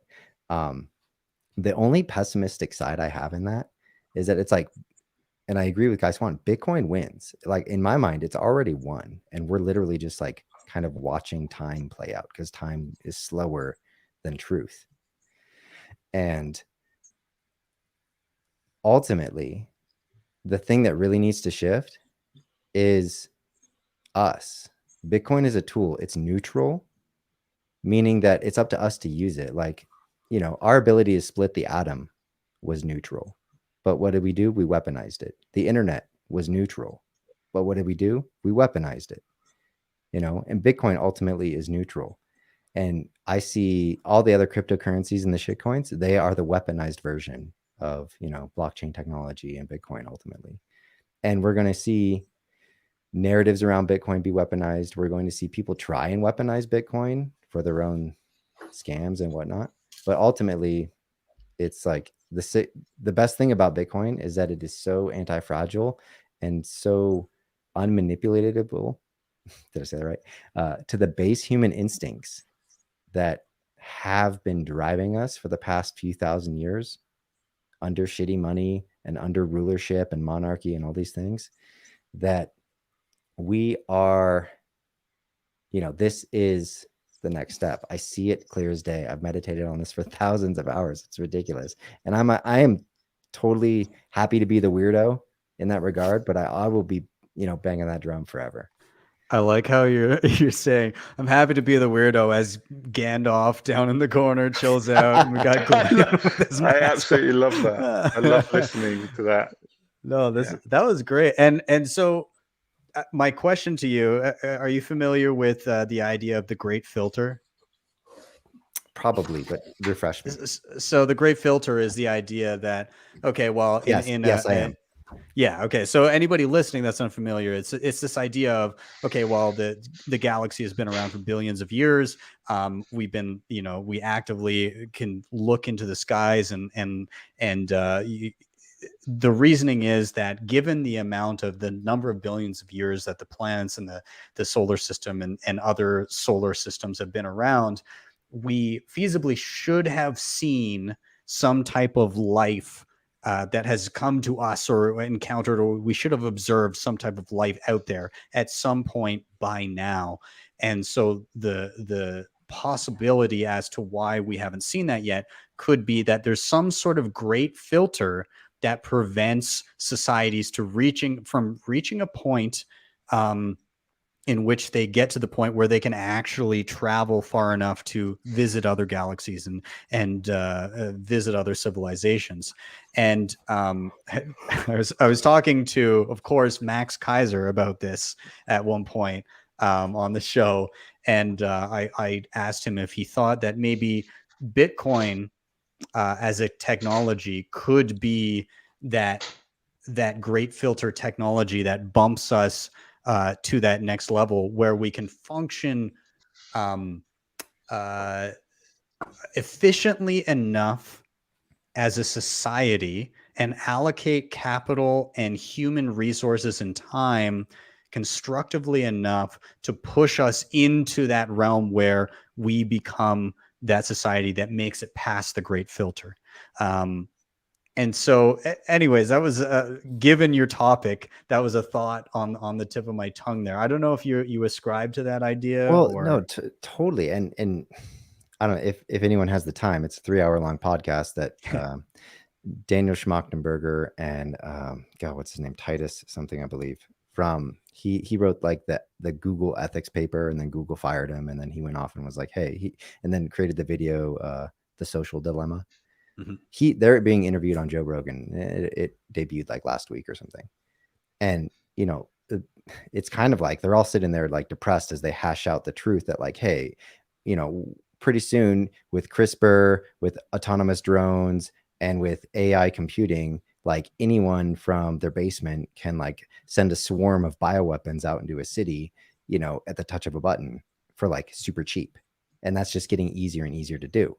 So it's like the filter is here in the fact that like, if we don't have some sort of like both innate incentive and external incentive pushing us towards a more cooperative situation, if we're still in this like win-lose game theory of like, I have to survive at someone else's expense, someone's going to push the red button because more and more people are going to have it, and more people are going to be playing those type of games. And that's going to be a filter ultimately, because it's like, we'll just end up, fucking everything up. Mm-hmm. And like I said, Bitcoin is kind of like the sort of Damocles, or not Damocles, but the sort of Damocles over this bullshit. It's like, hey, over fiat, it's over this old system, and it's like coming down. And it's a sort of truth at the same time. What about the rest of the panel? What do you guys think that Bitcoin is enough of a tool to at least correct our trajectory enough to have a more positive future? Even like, yes, there's the galactic angle of it. Is it, but in general, does it correct our trajectory enough to make us better as a species and put us towards a more productive ends? Everybody's just dumbfounded. I'd like to think so, and I think that's what a lot of us are hoping for, right? That we're not here just so we can, or certainly I'm not, like, so that we can just kind of have nice houses and cars and things. You know, this is there are bigger things that you can do once you fix the money. So yeah, I certainly hope so. Whether like finding life on other planets is part of that, I'm not sure. We had an interesting spaces chat with this guy Bruce Fenton. I'm not sure if you've heard of him, Galactic. He's done a lot of work with studying how kind of aliens may well have interfered with human DNA kind of 70,000 years ago, that sort of thing. So yeah, he's an interesting guy, but I haven't really given it much thought before this week, but we've come up with it twice now. How about you, Gandalf? You're more of a fantasy man than a science fiction man, or?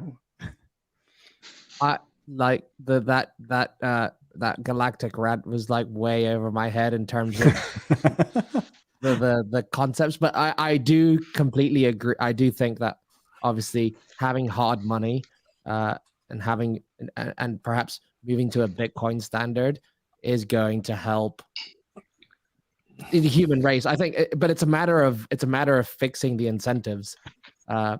So in that respect, I'm not sure if I grasped some of the concepts Galactic was talking about, but that's maybe because I'm a bit thick. But I'm also a bit out there. It's okay. definitely leads us to a better place as a species. Certainly much better than where we're going to end up if we take the fiat experiment all the way to the end with and if we had no alternative to it, which thankfully we do. Pete, I've got a question for you then. So I was going to add a point on that just because I've been. Go ahead.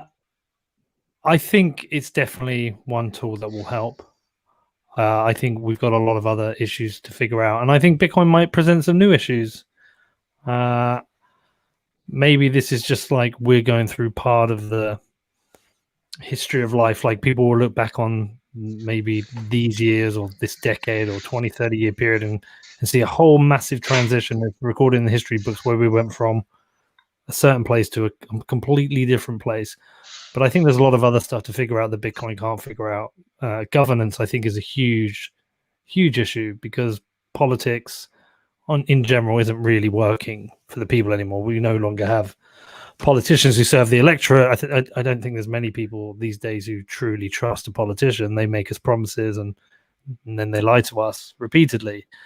There are Bitcoiners who believe we can have a society without any form of government and we've all become sovereign individuals, and I'm not sure how that works. So I think there's like a whole bunch of other stuff to figure out. And then I'm not sure if Galactic was referring to the Rogan interview with the two guys this week because it was fascinating.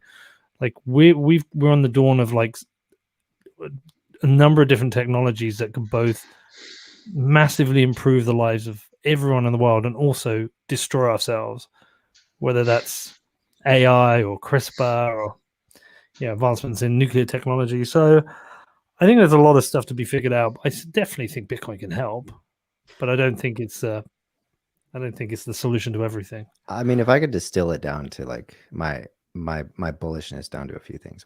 One is that like Bitcoin is a tool. Like I see a lot of hype in the Bitcoin community that wants to make it like the savior. Like Bitcoin fixes this, and it's like, no, we fix this with Bitcoin in our arsenal.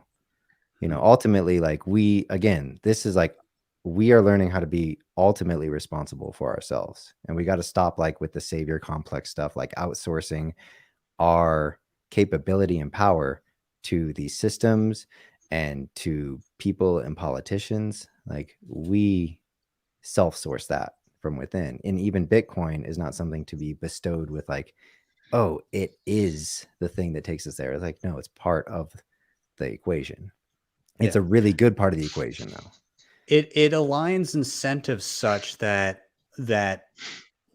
I think it has people spend more time on technologies that are more beneficial to people as a whole, right? Because think of the misallocation of capital and resources as human time over, it's basically the website What the Fuck Happened in 1971, right?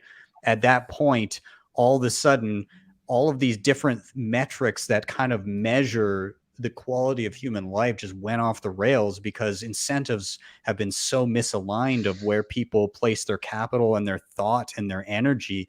They no longer plan long term. They no longer purchase things that are meant to be held long term. They no longer fix things. They buy things and throw them out. There's been a whole culture of consumerism that has been propped up by this monetary system that disincentivizes long-term thinking. And because of that, you have entire companies based around building trinkety bullshit that people throw out and people buy it. They'll go and they'll work and they'll spend their time and they'll earn their dollars and they'll take those dollars there and they'll allocate them to products that are useless and food that makes them sick and health products that don't actually improve their health.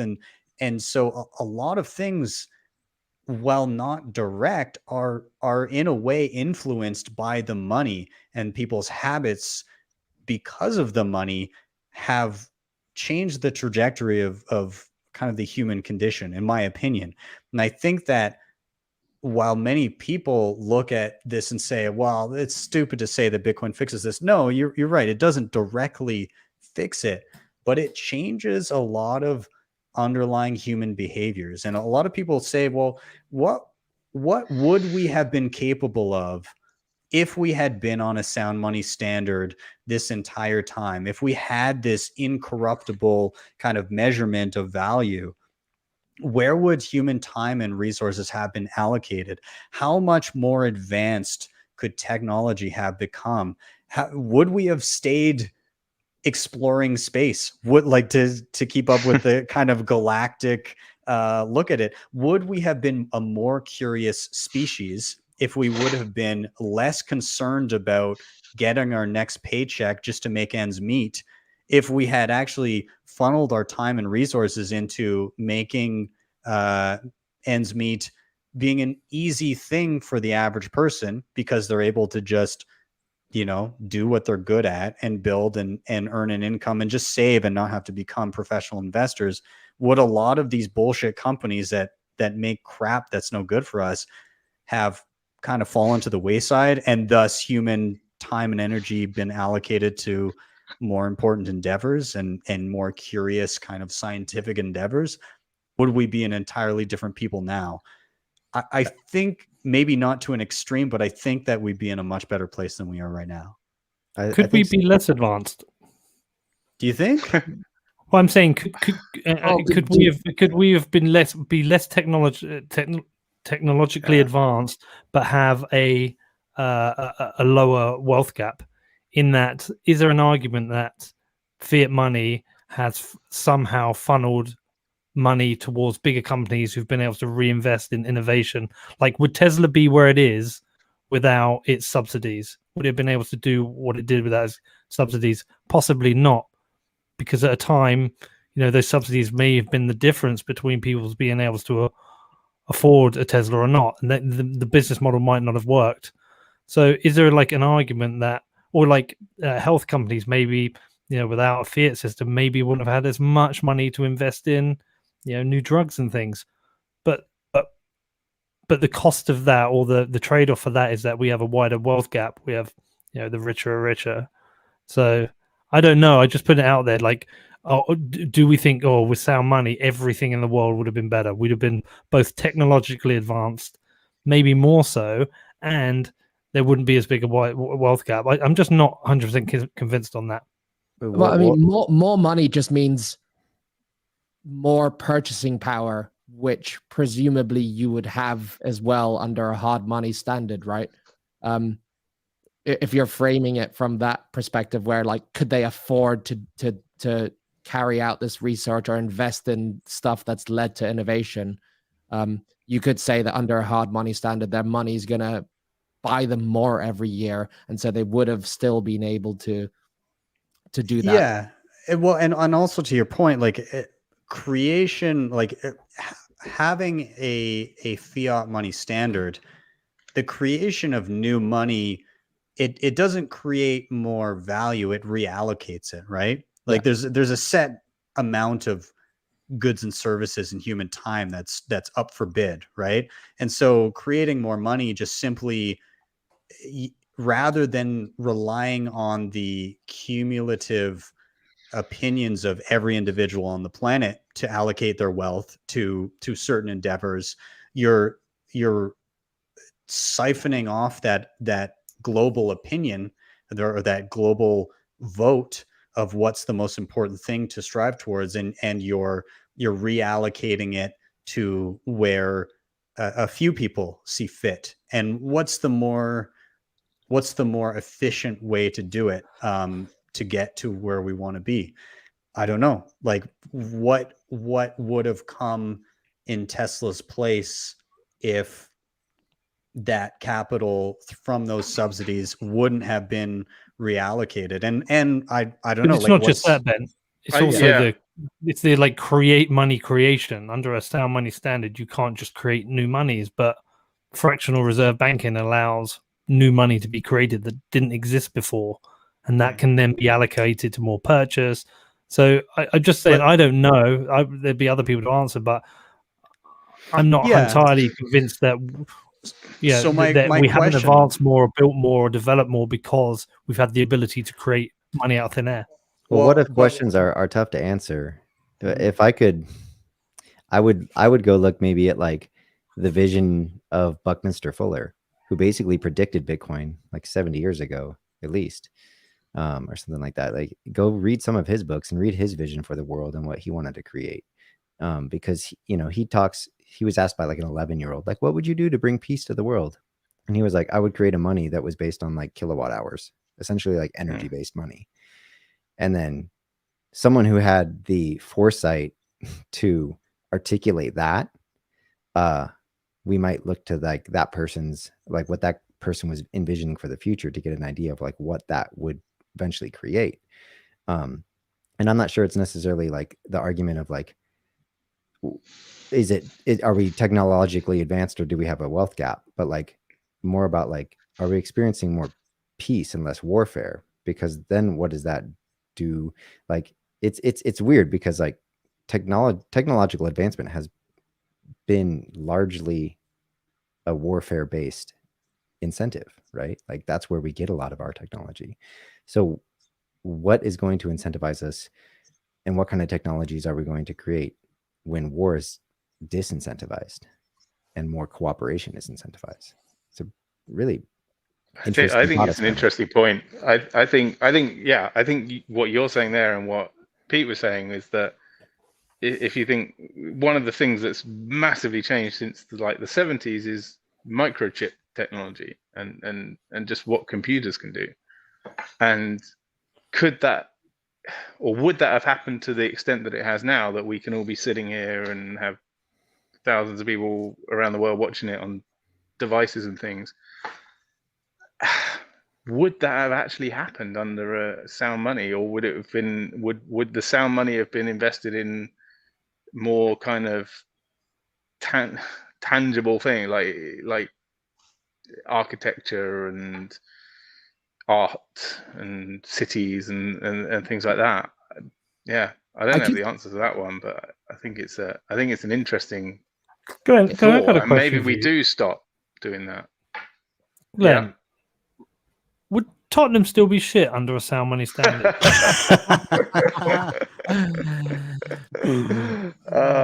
You're so funny, Pete. I was going to say, Well, we probably would, because we're one of the only profitable football clubs in the Premier League, if not the only profitable football club in the Premier League. So because that's what football fans care about. Well, is yeah, that the but only we thing you would can we would celebrate? actually have Well, but we've got we would be able to 500 carry million on, and we're not trading off of Saudi oil money or whatever. So You should. One thing- Do they sing that in the terraces? We're the most profitable club. no, we all hate it, but it's like, here's what it is. Could you guys that's see awesome. under a hard money standard? Could you see like one of the ways I could see perhaps less innovation is like in a fiat world, like, you know, a new, more improved version of a product comes out every year and everyone goes out and buys it. And so the companies are incentivized to make that new product because there's demand for it. Whereas it seems like in a hard money standard, you wouldn't be spending your money on a new iPhone every year. You'd presumably probably upgrade less. Would that lead to less innovation because there's less iteration of producing goods and I guess goods? I would take the opposite view of that. Yeah. My view is that with a fiat money standard, you have planned obsolescence, right? You like they purposely stagger those releases. I think that in a hard money standard, you're forced to actually have more meaningful upgrades to your devices to encourage people to go and upgrade, right? We've gotten to a point now where like unless there's a massive leap forward, you know, I'm way less inclined to go out and get a new phone now previously, especially given that I now have a mechanism to save my money that actually keeps and increases my purchasing power. If that, now that said, you still, like, under a fiat money standard, people still do go and upgrade their phones and get new TVs and stuff, knowing full well that there will be cheaper, better options the next year. But I think under a sound money standard, you're just that much more likely to save rather than get the new thing, unless it's meaningfully better. Like, a lot of my purchases have changed in that I get the thing, I'll likely get the more expensive thing that will last longer. Tends to be what I gravitate towards. I rather than get the crap that I know is crap and is probably going to break and going to need to replace it, I go for like the nice piece of furniture that'll just keep forever. So I think I think it changes the dynamic and it forces better quality items into the marketplace. That's kind of my take there. That makes sense. And I guess you'd be, as a company, incentivized to put out the best possible product, as opposed to like withholding so that next year you can do the slight upgrade, because nobody, like you said, in a hard money standard, nobody's going to upgrade for something slightly better. They're really going to hold off for a massive improvement. Also, if you're a profitable company, if you get paid first and you're holding Bitcoin, you get to see that, you get to actually see that appreciation of purchasing power if you actually put it away too, right? So that you're more incentivized to have the better product before the other people have it, get it out to market, get people to buy it first, so that you can save your Bitcoin first, so that it appreciates more in purchasing power, so that you can put more into R&D and get a better product again before the competition. Yeah. My mind's still not trained in thinking in a like what the world would be like in a hard money. It's like it's just flips everything on its head, doesn't it? Well, if you're a Bitcoin company and you need to sell to Bitcoin holders, you're not going to start making fidget spinners. You know, like true. You're not going to do that. Like, that's not going to be something that you can like sell your Bitcoin, let it part from you, because that's not going to come back to you easily for just crap, because it needs to be good, because I need to convince you that you're going to need this thing, and you're going to be very discerning because you have sound money. Peter, we've got some advice for you on your football club here from Canadian Bitcoiners.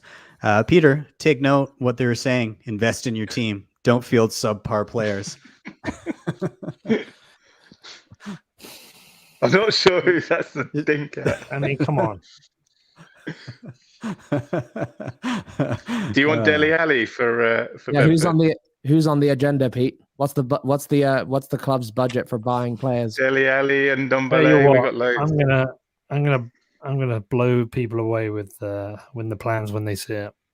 I think it's going to cause a real stir in the football Is it world. going to be you and Wrexham are going to be the new Premier Wrexham, League stars? What, they putting 2 million in? What, that's not going to touch the sides. Come on, this I is reckon you could get Messi. He's about that age where he's like, he just wants to go and make a few Bitcoin.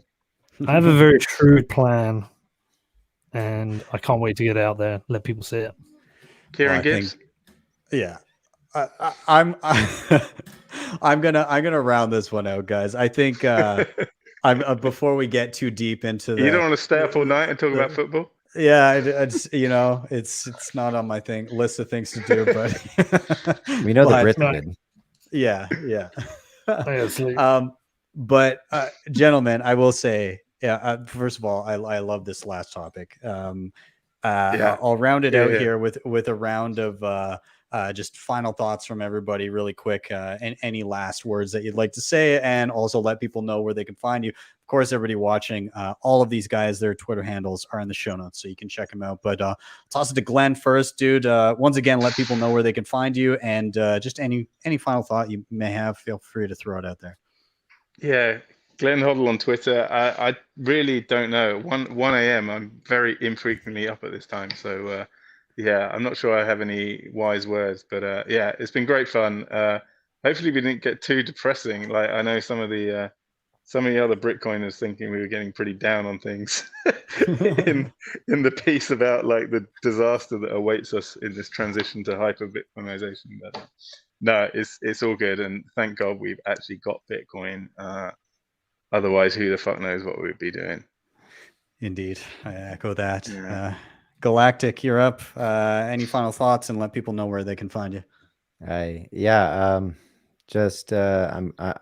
echo what Glenn said. Like, before Bitcoin, I kind of had like a pretty malignant view of the world, and now it's I see beauty every way, and it's just my desire to create that, and I hope that Bitcoin inspires that within everybody, because it certainly is possible. And you can find me on Twitter at Galactic Hodl, and I'm actually just like launching this week a Substack called Ancient Future Now, so check it out there. Have to take a look at that. Awesome. Gandalf, you're up. Final thoughts. Where can people find you?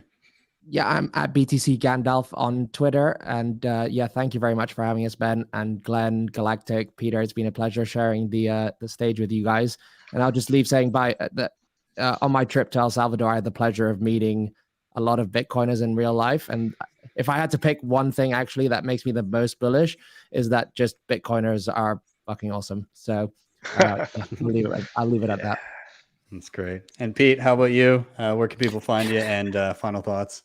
Yeah, sorry for being a miserable shit. I think it's because I went to bed and I took drugs, and I just feel fucked. Ben, just want to say thank you for everything you do. It was cool to hang out with you in Miami.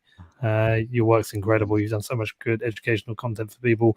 Gandalf, great to meet you in Bedford recently. Glenn, we should have a beer sometime. Galactic, nice to meet you. You're a smart dude, man. Like, hopefully I'll hear a lot more from you soon. I have nothing intelligent to say. I'm so tired. I've got to get up in 6 hours and go and watch my daughter play hockey. So just keep stacking, keep being kind to people, and yeah, whatever. See you later. That's great. Thank you guys so much. I appreciate you all, and thanks for spending the time. Cheers, dudes. Ciao. Right. Cheers. Awesome. And everybody still watching, thank you guys for joining us on this fine Friday. It was a good rib. It was fun. Had a lot of fun there. Late for the Brits. They stayed up. They weathered it. And everybody stateside, everybody in Canada. Also, happy belated Thanksgiving to those of you in the States, and to my Canadians, happy nothing day. Literally nothing happened yesterday, so whatever. Ours was last month. But anyways, guys, thank you so much for being here. As always, please do like, subscribe, share, all those things. Super, super important. If you want to help the show in another way, you can hit up the previously mentioned sponsors down below in the show notes. Those were Shakepay, LEDN, Bitrefill, Keystone, and BillFodl. Many of them have things going on for Keystone in particular has their Black Friday thing still going on. And if you really liked what you saw, of course, you can drop me a Bitcoin tip if you see fit at my Strike page. That is strike.me/BTC sessions. You get there, you type in any amount you like, you hit the tip button, you'll be greeted with a Lightning invoice, or if you tap to the right, a regular Bitcoin QR code. With that, I'm out. Have yourselves a wonderful day or evening, wherever you may be. I'll see you guys next time for your daily session.